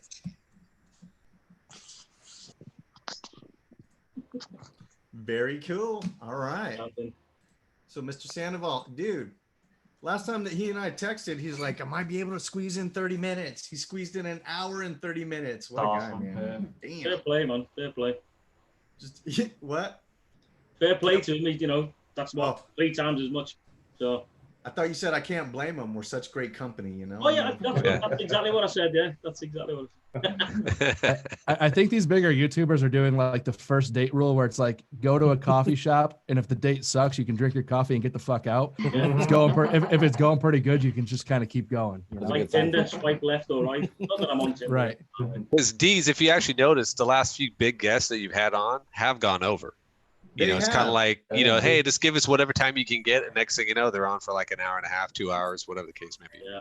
Good point. So. Very true, man. Very true. I think, you know, the more we do these kind of interviews, hangouts, chats, whatever you want to call it, the more we see that, man, these dudes are they're just guys who are working their ass off. I mean, think about it. He's putting together a plan to do 5 videos a week. Fuck that. I barely can get out one. I did it for Bring It Home, and the only thing that saved my butt was like 3 live videos. And I was like, I'm going live. I don't have to do anything else. Cool. And thumbnail upload done. The actual 3 I had to work on, I was like 2 a.m. God, I got to put this out. Oh, God, shit. Dude. I know. It gets insane. I was watching an interview, podcast, whatever, with Dan, the fireman, had Yammy Noob on there, and Yammy Noob was talking about that he's grown to a point where he's got an entire staff behind him. He's got film people, editing First world people, problems. You know that, yeah, right. That whole thing. A fluffer. Got a fluffer. Man. Merlin out here says, D's, how about Black Dragon? Yeah, John the Black Dragon. I've watched his stuff a few times. Let me just read through some of these chats, guys, real quick. Roll Tide 530, he threw me off after 20 minutes. Blacktop was in there. Moto Pappy, 5 vids a week. Now that's a full-time job, pretty much. Moto Sarge, awesome live chat, guys. Thank you, Moto Sarge, for being here. Let's see who else. 2 Kiwi Riders, Meatball Rebel. I'm with Smitty Independent Freedom, and I'm bringing marshmallows. All right, they're planning something. Smitty Independent Freedom. Phones die, and Mrs. Smitty is home now. Got to go do the family thing. All right, bud. Thanks for being here. Don, or who do we have here? Ron Daryl Adventures. Everybody hit the like button. Thank you, Ron. Who else? Man, we've got everybody. iRocker C talking about fluffers.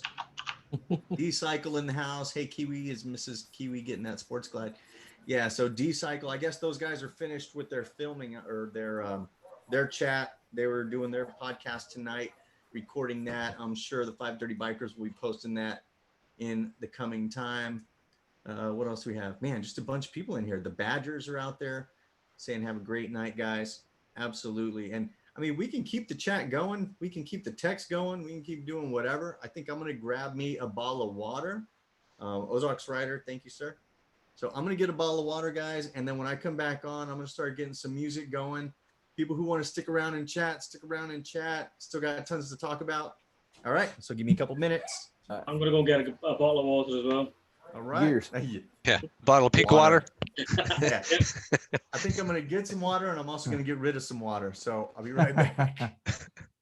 Gears, I don't know if the last time we were on, we talked about it because we were talking about the Harley Roll Tide marketing. 530. Peace out, man. Good night, buddy. See you on the next. Did we talk about the Evel Knievel stuff, like when they redid the jumps with? No. Okay. With Indian? Yeah. So Yeah. I was talking to somebody. I'm not going to mention any names. That deals with Indian and higher ups and stuff like getting past all the dealers and stuff like that.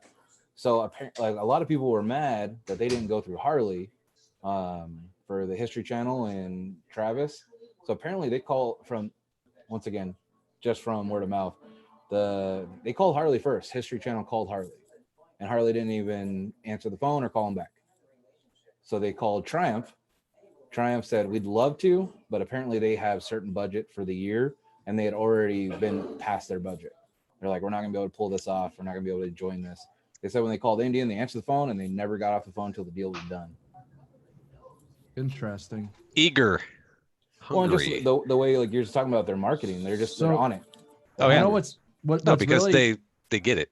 Yeah. What's fascinating to me is I just saw an article like yesterday, and I'm hoping this is a sign of things to come for Harley, which would take years to probably materialize. But they're saying now that Harley's going to let select shareholders, so basically majority shareholders, pick Harley-Davidson's board of directors.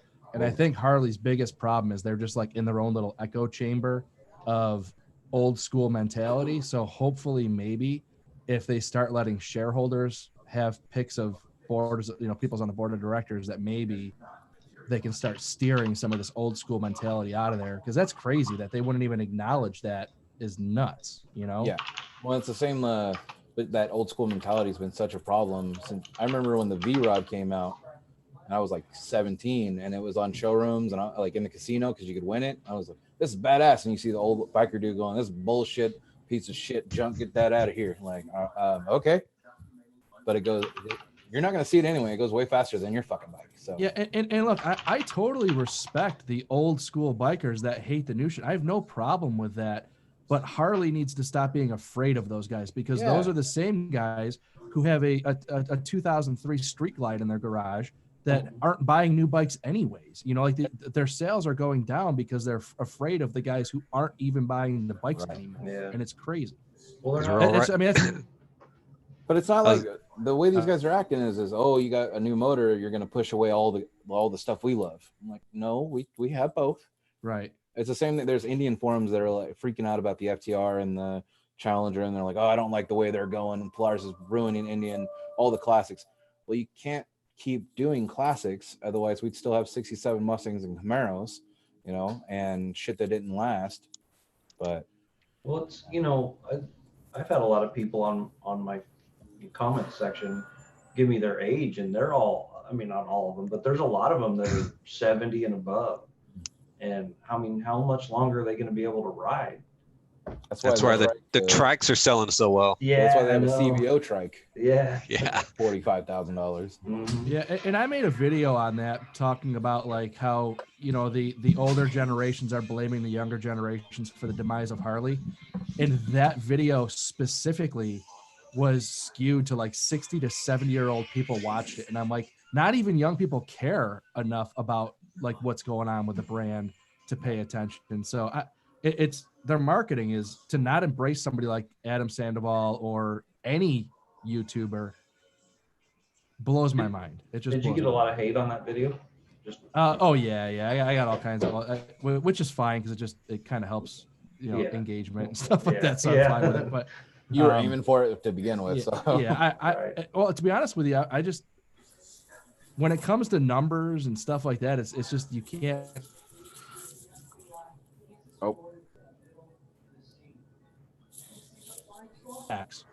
It's like, sorry, but that's just reality.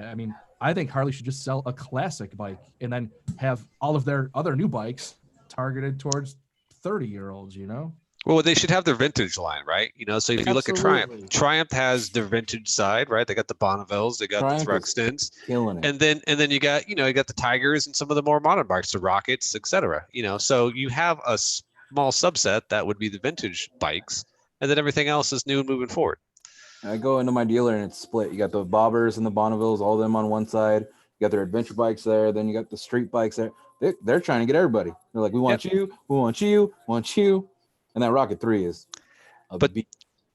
it goes back to what, Gears and Gadget was saying. It boils down to, it's all leadership, right? It's all leadership at the Harley-Davidson side, not having the right strategic vision from the marketing department, really, that's, thinking about what's the best thing to do long term. They're kind of caught in the past, and to see that by the time they realize that they are not going in the right direction, I mean, they're really going to start doing poorly compared to some of the other companies that are rising up. So, or even to see them do something like new. You look at cars like, I don't know, Teslas, or actually really any car. You can go on to any website and build your own version of that vehicle.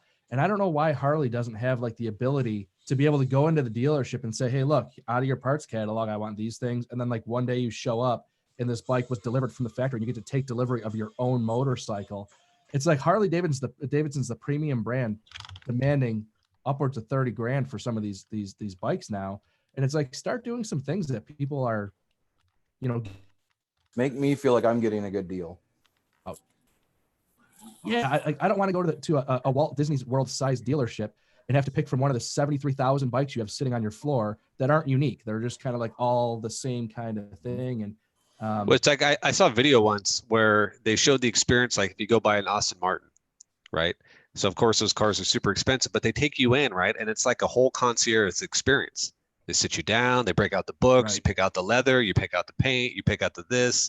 Do you need lunch? It's this whole overall experience, but it's 100% completely customized, the entire car, based on what you want.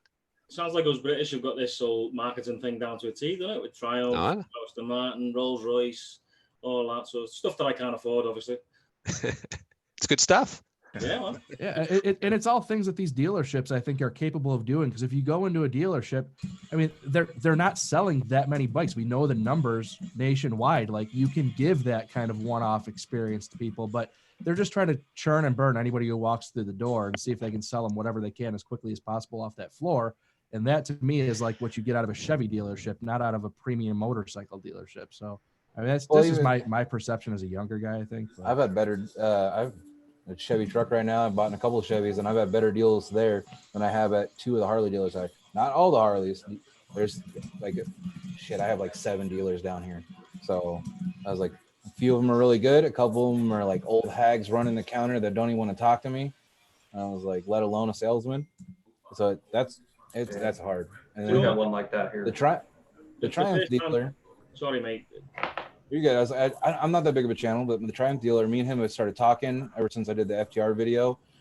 He wants me to take out a few of their bikes, and he's told me a few times, man, I'm having fun just watching you make videos for the stuff that we're doing.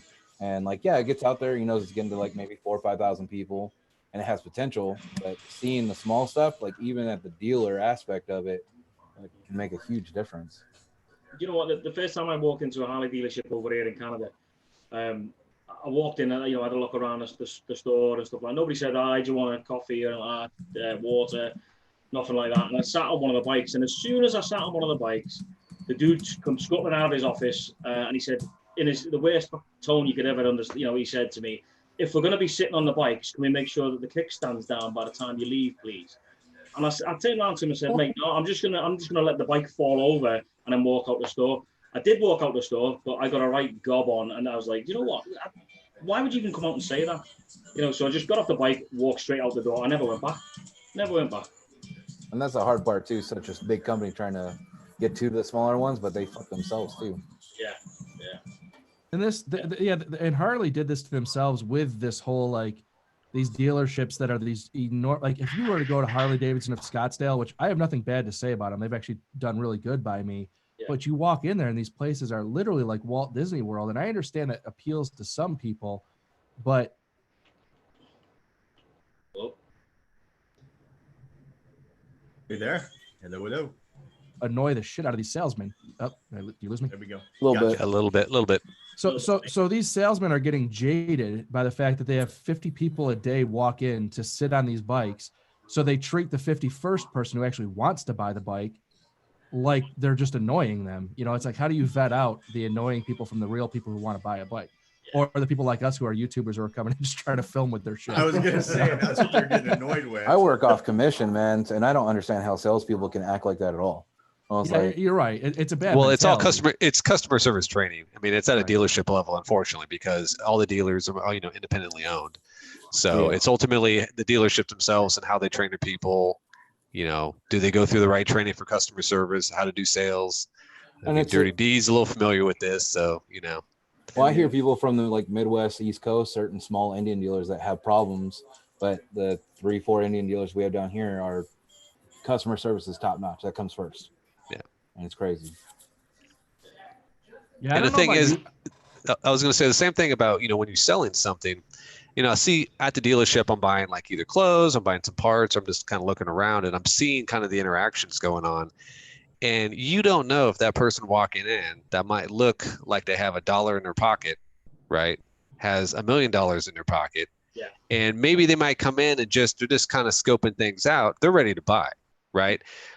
But maybe they're just checking things out, right? So they leave and then they come back. Maybe they come back 5 times and they sit on all the bikes, right? You don't know when that deal is actually going to close. It's like you got to treat every single person like they're actually going to buy something, maybe eventually, maybe not today, maybe not next week, maybe they come back 6 months from now, right? But you have to treat them all like they're a potential customer. And it's funny you said And that. that's why I would be a terrible salesman, because I would be the guy who'd be like, God damn, another person in here sitting on bikes. Get the fuck out of here.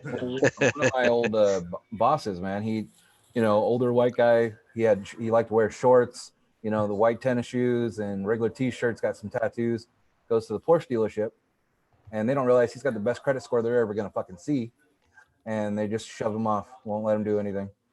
And he was looking at buying a Porsche that day, and they didn't even want to even let him near one. Wow. Did I? It's mad because you're talking about the differences and stuff. Like the other dealership that's run by me, I walked in there and it was like night and day, completely different, set of rules, that was welcoming. You could sit on as many bikes as you want. They, like you say, they don't know if you're going to come in and pull the trigger and buy a bike, or you're just there to window shop. And that's where I go now because of what happened with me at that dealership. The experience I got there, I'd never go back there, and I tell everybody don't go there because it's run by a bunch of douchebags. But the other one is great. Absolutely great. That's why I get all my stuff from there now, and that's one impression like that is just scarred me for life. Yeah, they say that one person that has a bad experience someplace will tell at least 7 other people. Oh yeah, right. Saving my I business. was doing a video on YouTube and just slating them. But I thought, Yeah. One good experience might tell one other person. One bad experience is telling at least 10 people. Oh yeah, for sure. And then it'll tell 10 others, etc.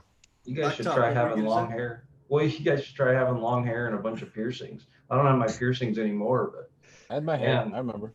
It's to remind me. It's you get stereotyped real quick. Sorry, I'm just showing Saddle Trump. He's asking on there. Oh, right on. I'm fucking. I got hands, everything. I'm in it, man. Yeah, and I kind of like crap on these large dealerships, and I just mentioned how Scottsdale Harley-Davidson because the place is owned by the guy who owned GoDaddy, so it's like he sold GoDaddy and built this Harley dealership that's the largest fucking thing you've ever seen in your life.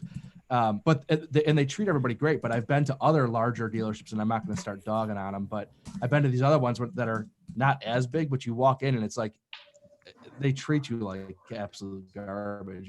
And that's where the Indian dealerships, anyone I've been into, they're smaller. You walk in and it just feels like the place I want to be buying a motorcycle, like a smaller, more intimate type setting, I guess you'd say, which sounds a little bit. Yeah. And the funny thing out here, the smallest dealership for the Harley is in Victorville on Route 66. And that's my favorite one to go to. Yeah. And they're one of my favorite social media channels to watch on Instagram. The dude's just super hyper, super into it, and it's all coming from a smaller deal. How much do they just Venmo you to say that? I wish. I'd go hang out with them all the time, man. You want me to ride bikes? Let's do this. I don't give a shit. Right. We've got Dark Rider in the chat. He says, I was in the Harley dealer and was completely ignored. Was in the showroom for 30 minutes and nobody even acknowledged me. I was ready to buy. Wow. You must be in North Platte, Nebraska. When Picasso went to test ride the Fat Bob, and before he bought his bobber, as soon as he got off the test ride, a very small test ride, they're like, all right, you ready to buy? Ready to buy? And then they just got pissed off at him that he didn't buy. So he feels uncomfortable even going there. Hey, just I love it, man. Is that the patch I got you? That's the one, mate. Fantastic. I'm glad it arrived. Very nice. And just tying that all together, that whole discussion about like Adam and Harley, the way they treated him, and then the discussion about Harley and their response to the Evel Knievel thing, and then looking at these dealerships, you walk in, you get kind of, a lot of people talk about how you walk in these huge dealerships, and it's like, it's almost like their entire experience, marketing, the dealer level, everything is catered towards the 60-year-old guy that they're gonna, when he walks in the door, they go, oh, this guy's gonna buy a CVO, and they treat him like. Yeah. Crazy, man. I mean, well, we talk about at work a lot of times, and we work with people who are doing sales, and we talk to their managers about how do you, help people, how do you encourage your team to do more sales. And that one of the things we always tell them is, look, these days you've got poor people trying to look rich, and you've got rich people walking around looking like they're broke. Yep. So you really can't prejudge people, man. You just can't do it. You can't prejudge them because, I mean, hell, it's not how much money you have, it's how much money you control. So a guy's not going to walk in with 30 grand in his pocket, but you might be able to finance him for 30 grand at a good rate. Yeah. Yeah. That's key to it, man. But, everybody, I guess, those prejudgments, it's just going to happen. And Bearded, you brought up a good point. I mean, when you're showing your tats, yeah, but you get prejudged everywhere you go. So it's not something like I, bragging about or anything. At one point I filed for bankruptcy.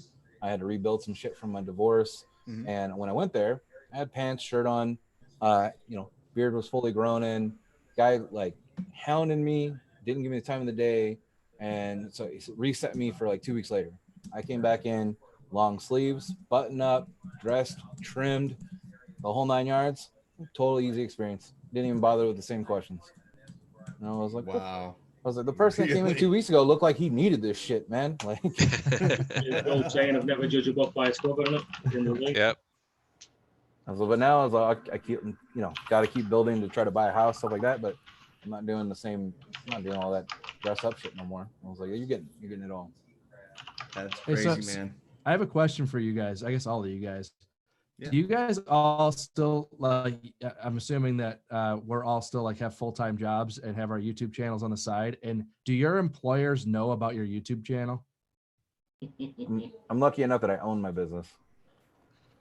That's the way to do it. So, For so me, I had my cat's out of the bag at work today. So Barrett Jackson is going on here in town. I don't know if you guys are familiar with Barrett Jackson. Yes. Auction. Yeah. So today, and I know you guys will appreciate this because you all have YouTube channels, and if your employers don't know about them, this is kind of a good story. I typically work in the office from like 7 a.m. to 4 p.m. Well, today I was out on a job site, so I was at the job site by 6 a.m. So I bolted at 2 to go to Barrett Jackson. I get there, and I'm walking around with this camera, which is Nice.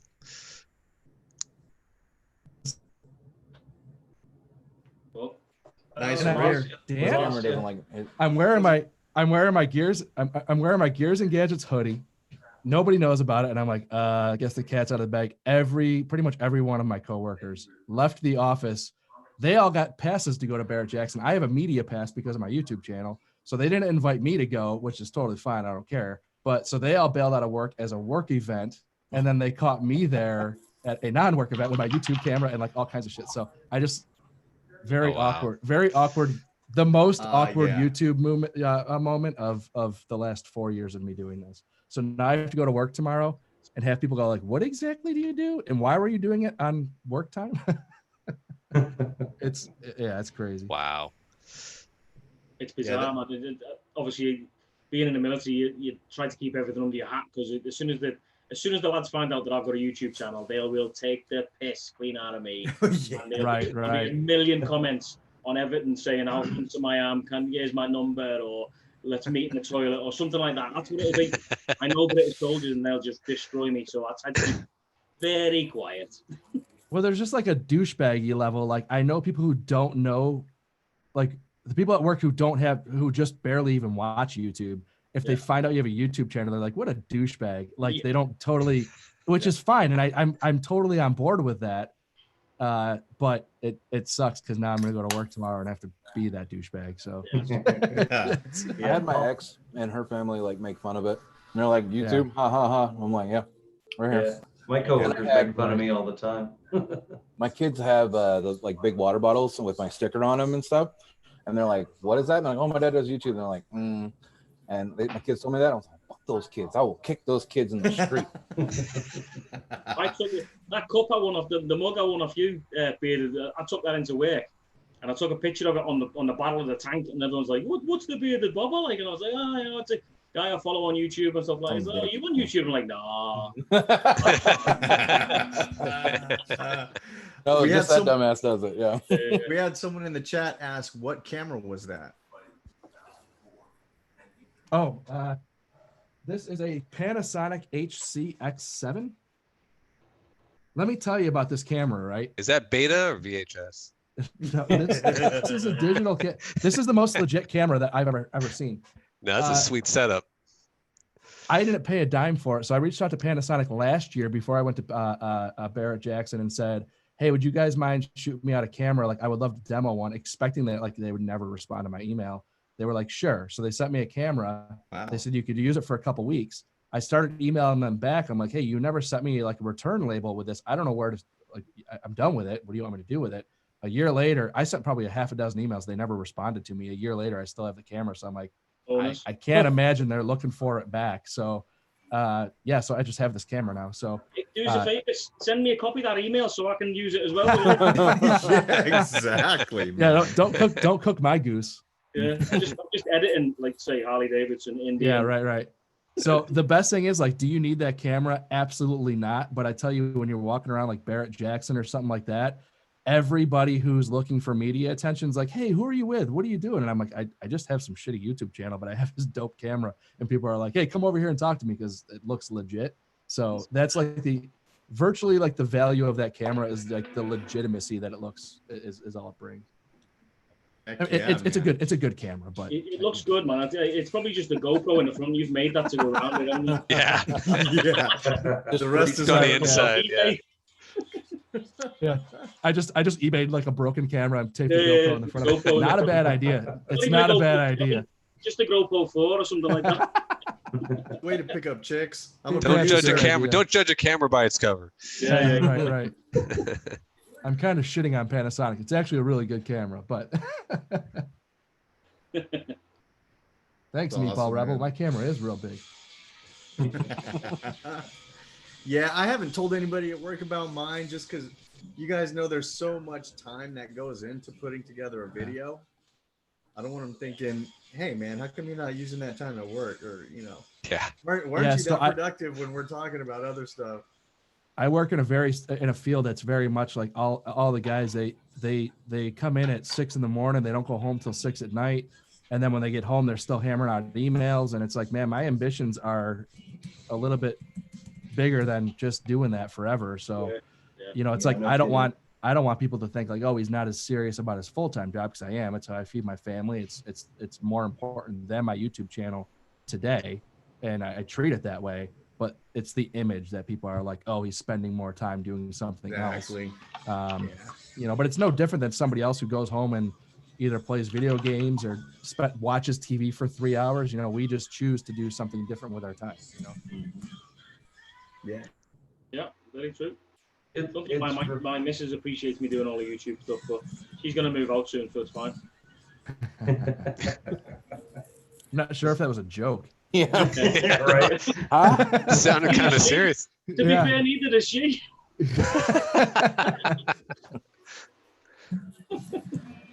Yeah, so for me, I was all incognito for quite some time. And I was doing initially just because I wasn't quite sure if I wanted to do face reveal when I started doing my videos. And shortly after, like literally just when I got started, somebody at work was like, they put 2 and 2 together. They were like, because, you know, Justin Biking Birds in our area. What's that? At the new job? No, this is at the old one. Oh, okay. So at the old, it's the old job. So he comes up to me. He's like, "Do you have a channel on YouTube?"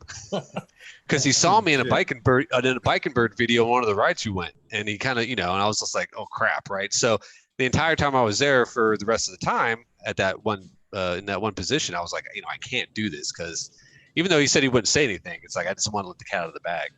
Now the new place, once again, it's like nobody knows anything. So but hopefully I once can I, keep it like, that way. Once I hit 10,000 subscribers, there was like a couple of guys at work that I trust. Who I'm like, yeah, I'll tell this dude because he like. But it took me to 10,000 before I was willing to sort of like kind of let a little bit of a secret out to a couple people that like I consider more friends and stuff, you know. Plus, coming out at 10,000 sounds a lot better. I got Yeah, about yeah. 43 people. Yeah. You know, So they're cool. I was just talking Good to my face reveal. I was just talking to my father today, and he's like, I'm like, yeah, Gonna taking key the 4 door? years for him to realize that. But it's Have you interesting. ever blocked a comment from a relative or anything like that? Me? Have any of you ever done that? Just I my have. mom. Just my mom. Did you really?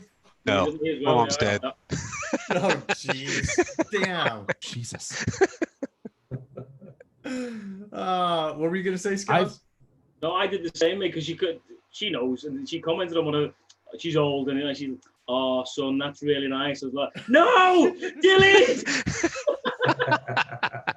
Rang her up and said, what are you doing? Unsubscribe right now.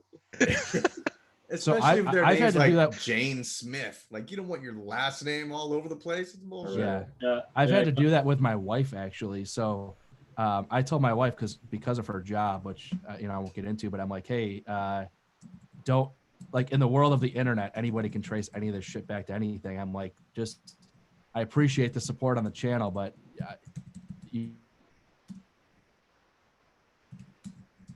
Yo, bro. I don't need that stuff. I've actually had to kind of block my wife from my social media because she's, just not thinking that Oh, through, dude, I guess. But mine is all over my Instagram, and she reads people's comments.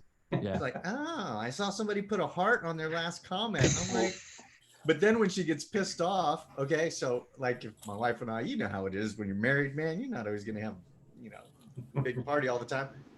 And every now and then I'll see that she has refollowed my Instagram. I'm like, are you unfollowing me when you're pissed? That's what she does. I was like, oh yeah, 2 days later I'll see, oh, I got another follower. Great. That's it now. That's it, Deez. I'm going to make another profile on Instagram and just say something like, thanks for last night. It was amazing. Exactly. Do it. So big. I'm just glad Nikki's in this, man. Like, she doesn't get jealous very easy, but I'm glad she knows everybody. Especially like my last video, Motorcycle Mama saying, oh, in that sexy voice. It's like, if people didn't know, I wouldn't look that good. I told my wife, I'm like, wow, I'm surprised 6% of my audience is female. I was like, are you that 6%? And she's like, I don't watch your videos. like, oh shit, okay. Oh, geared the geared Ravens in. Can't even speak too much, Pink Gin. I wonder how much of that, how right YouTube can even be with that. Because I know Nikki was watching my stuff and it was saying 0 women watch my stuff. I'm like, I know 6 people that commented that are women. So yeah, I've seen that too. Yeah, I think on a grand scale, it's probably relatively accurate, but I'm sure it all depends on what computer they're using, whose YouTube account they're logged into. Like, how many people are out there still just like sharing one login or one email for everything they do. So, if there's a husband and wife that share the same Gmail account or whatever, that's scary. Yeah, it's frightening. On Facebook, Somebody's not doing it right then. Husband and wife right. account on Facebook, that makes me sick. Sorry, but it does. Yeah. It's crazy because there's a lot of that shit. Like, I work in an industry with a bunch of guys who it's like, oh yeah, email me. Like my wife and I have the same account or whatever. It happens all the time. Yeah. They were caught. That's what happened. Yeah, most likely. They got caught. That's usually what I assume too. Me and my wife have the same email account, and she's also got my balls in her handbag as well. And it's not always, and it's definitely not always the woman that's the jealous one. I had a guy come in and was like, "You guys do body piercing?" I'm like, "Yeah." He's like, "You do it?" I'm like, "Yeah." And he just kind of put his head down. I'm like, "Is that a fucking problem? Like, I'm sorry that my 15 years of professionalism is a problem for you." He's like, "No, I just get too jealous." And I was like, "You didn't even tell me what it was." Damn. It's like, okay. Wow. It might have been an ear piercing. He's don't want no man touching his woman. Crazy. Well, boys, if you don't mind, I'm going to bow out. I've got to go do some stuff. So Deez, thanks for having me on, mate. An absolute pleasure, mate, being on with these wonderful people. For sure, guys, man. thanks everybody. Good to see you all. And yeah, I'm sure I'll see you guys on the flip side some point over the next couple of weeks. Sure. Have a good one. Yep. See you later, Stas. Seeing you, man. All right, guys. Man. Later. Take it easy. Take it easy, buddy. Yeah. How'd you stop this? Don't worry, I'll You're stop on it for you. forever. Shane, how do you stop this crazy thing? The way we all leave was we smash our computers on the way out. Yeah. Imagine that. I go in and start watching Pornhub and you can hear it. And I'm like, Great. Do that for sure. oh yeah. Right, guys. Honestly, thanks very much. Speak to you later. Take Yeah. it easy, buddy. Bye. Thanks, guys. Thanks, Jake. Right on. He is out of here. All right, I cool. just realized I just stole your right arm. Sorry about that. That's all right. Chuckster, I can't talk about that on the live stream. Chuckster's asking about private questions for himself. Yeah. Shoot, where's Chuckster? What is he asking? He wants a I PA. wanna- oh my God. Yeah. I'm not even gonna ask. Oh man. Well, I think I'm gonna take off too. It's that time. I think so. Yeah. It's about time. I'll turn into a Get ready to pumpkin. wrap it up. We've been Yeah. on for about 2 hours. I appreciate you guys, man. Yeah, I thanks, will man. probably leave the chat open for a little bit and just kind of, I'm probably going to go sit on the couch and chill for a while. But man, I appreciate you guys coming on. I was just so happy that this worked out the way it did. A lot of us were kind of touch and go a little bit. You guys who jumped on at the last minute, man, Bearded Bobber, Iron Cross Racing, Gears and Gadgets, Blacktop Double. Man, I sent you guys a shout out like yesterday or this morning, asking if you could be on because we got that last minute confirmation from Adam. And I just want to tell you guys, I appreciate you so much, man. Yeah, not a I problem. didn't get it until the 10 minutes before. Yeah, Bearded, I don't think you got it till we started, maybe. Yeah, you gave me the invite and I went, I was getting ready to do the side chat and then I was like, shit, let me set this up. I got to go somewhere with it. Oh, it's not happening. I love doing these things so much that I actually left Barrett Jackson specifically to get back here just for this. So it was Ooh, Nice. Nice. I Ego like boost that. for D's.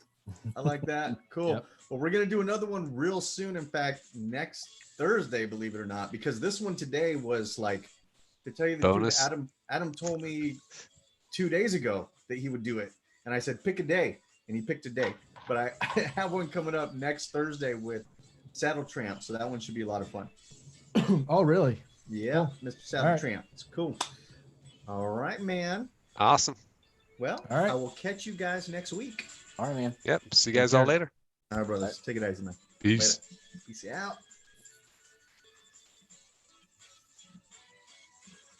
That's us. All right, I guess I'm leaving too. All right, man. Dude, I appreciate you. Thanks for coming on. Yeah, Tell thanks Mrs. for the Devil- invite, man. We always appreciate seeing Mrs. Devil on here. She classes up the joint. Yeah, right on. Yeah, I like her sitting next to me. It's fun. All right, brother. I'll see All you right, on the next one, man. We'll see you, man. Peace out. Later. All right, everybody. I appreciate everybody being on, checking out the chat.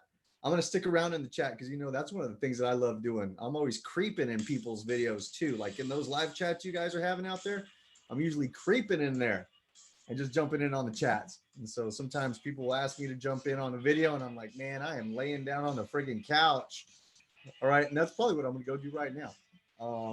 But you know what? I was wondering, how interested would you guys be to see a video of me editing the 360 software? Because I got that GoPro 360 Max. I'll show you guys what it looks like. It's around here. And it's pretty interesting. A lot of people have been asking me questions about this thing. It's pretty cool. Let me put it side by side with the GoPro. I think I have my GoPro around here. Hold up.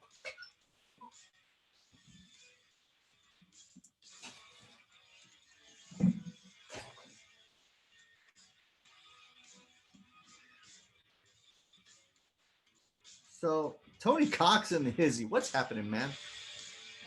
So this is the GoPro, your standard GoPro, and this is the Max, which is obviously bigger, but it's not much thicker, really. Do that. I'm still getting used to these camera things. So it's not bad. It's not one that you're going to put on the front of your helmet. I'll show you what it does have.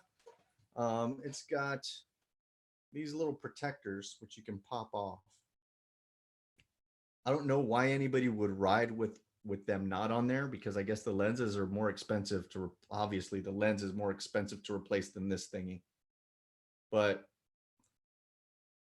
kind of cool. So I just leave them on. Yeah, it's pretty cool.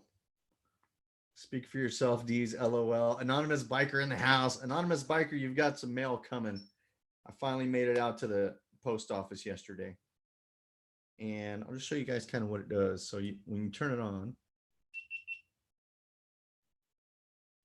so I can see myself in here, but here's one of the coolest things about this, man. You can switch from which camera, because it's got two cameras. Can't see it very well. It's got a camera in the front and camera in the back. If you press that button, it gives you the front or the back view. But not only that, what's really cool is you can toggle from the front to the back view when you're looking at the video you've already shot. So when you're looking at the replay of your video, let me see if I can show you guys. This is so freaking bush league to show it to you like this, but I'll do a real video about this stuff. But just since you guys are on here. So for example, I'm watching this video.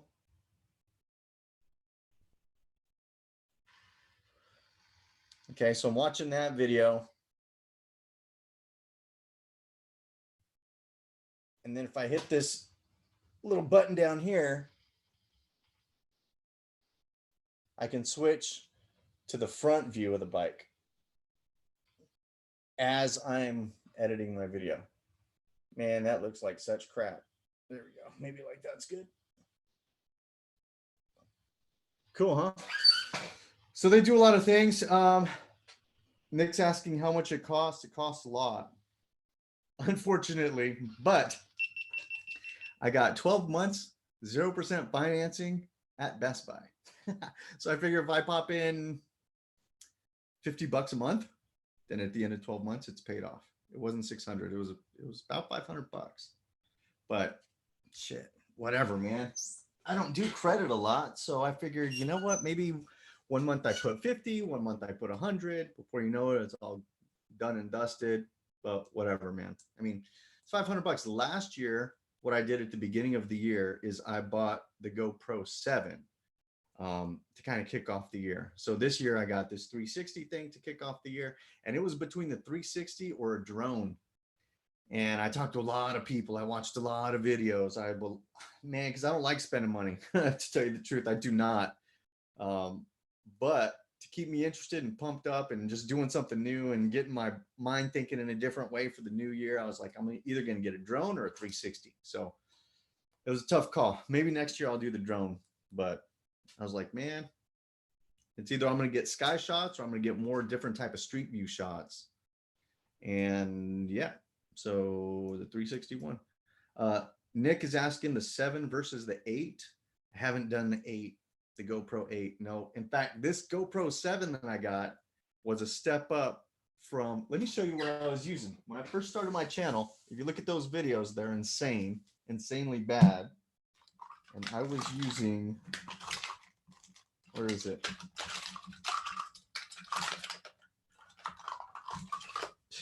I don't even know if it's still in here. Yeah, here it is. I think this is the one. Check it.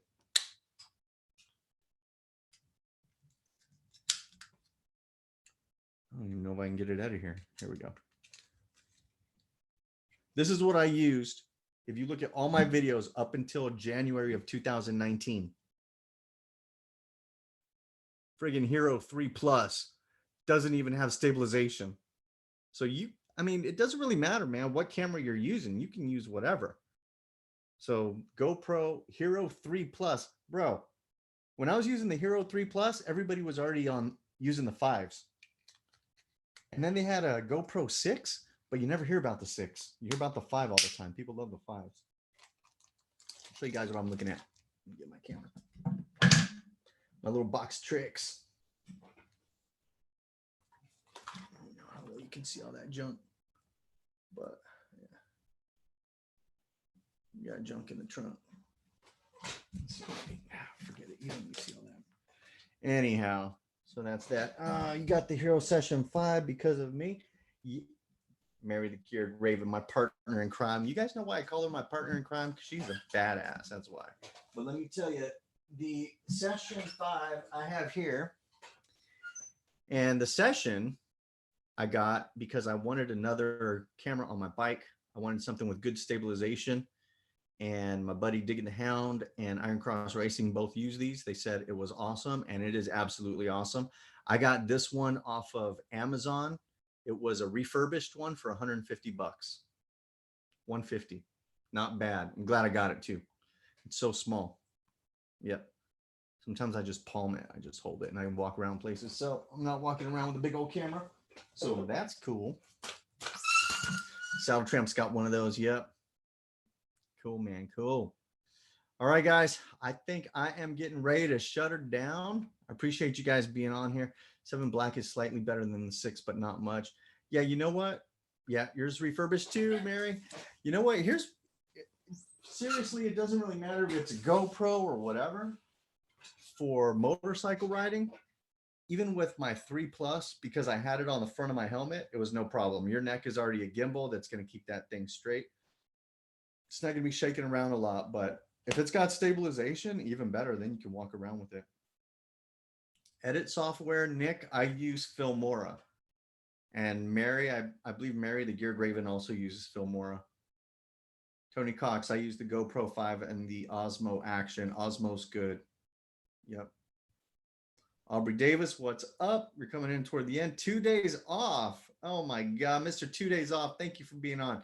I use a potato for a mic and 2 cups and string. I'm balling, dude. Mic drop. Mic drop hard. Yeah, Filmora is cool. I like Filmora because it's so easy. I had never edited any video whatsoever before. And then I got Filmora, and I think it was about 56 bucks for a lifetime license. So that's cool too, because like I said, don't like to spend a lot of money. Got 2 3 Session, 8 Canon, Vixia G20, and my cell phone. Damn, Saddle Tramp loaded. Yeah, cell phone. That's the way that I shoot a lot of video off the bike too. You can cut and view show. Yep. Cool. Nick, it sounds like you're getting ready to get into moto vlogging, man. So that's very exciting. Yeah, like I say, jump in on any of these live chats, jump in on Instagram and put hashtag support MVC. Just go to Instagram right now if you're on it and just open the search bar, hit hashtag support MVC, and it's going to take you to a bunch of posts from a bunch of people that are involved with this. The MVC stands for Moto Vlogger Community. Mary the Geared Raven put the MVC onto hashtag support. And that's why I always say she's my partner in crime, man. She's a ride or die chick for sure. Yeah. So, and you know, it doesn't belong to anybody. Everybody owns it. Everybody leads it. Everybody pushes it. Everybody it's just about connecting and getting together, man. That's all that is. Yep.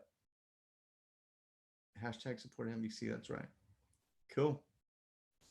All right, man. We did this thing. We did this thing for 2 hours and 15 minutes. So if you didn't catch the live, oh man, let me break it down for you real quick. We had Adam Sandoval join us from the beginning. He told me, hey man, I've got a busy night. I have a 5 a.m. flight. I think I can give you guys about 30 minutes. He was on for an hour and 15 minutes. I even gave him the out at 30 minutes. I said, all right, man, I know you're a busy guy. You might have things to do. He said, no, I'm good. I'm sticking around. That was friggin' awesome. So what I would say is if you didn't see it from the beginning, wait tomorrow morning. It will upload itself overnight. When you do a live like this, after we shut down the live, it takes a while for YouTube to process the video, and then it will upload it. And then what I do at the end is I cut off the last section, where our guest leaves or whatever. And if it's just us talking, we kind of call that the after party. And that's just a bunch of like hooey, just people messing around, screwing around, doing whatever. But I usually cut that piece off just in the interest of time. Cool. Watching it tomorrow, Bluegrass Riders. I hope you do, man. It's going to be very cool. All right, guys. I appreciate each and every one of you. I want to tell you all who are still sticking around that, this year, or maybe it was late last year, I did cross the 1,000 subscriber mark, which was very cool. Didn't do a big whoop-de-doo about it. But I do want to tell you that I appreciate each and every one of you for joining me on the journey. We're going to keep on going. We've got bigger plans, bigger stuff ahead. I'm not going to tell you what those plans are. You've already seen some of them. You saw the 360 camera. You saw Adam on today, but we've got a lot more stuff going on, guys. So stick in there, hang in with the hashtag support NBC thing. Everybody out there, I appreciate you. And I will see you out there on the next. Peace out, babies.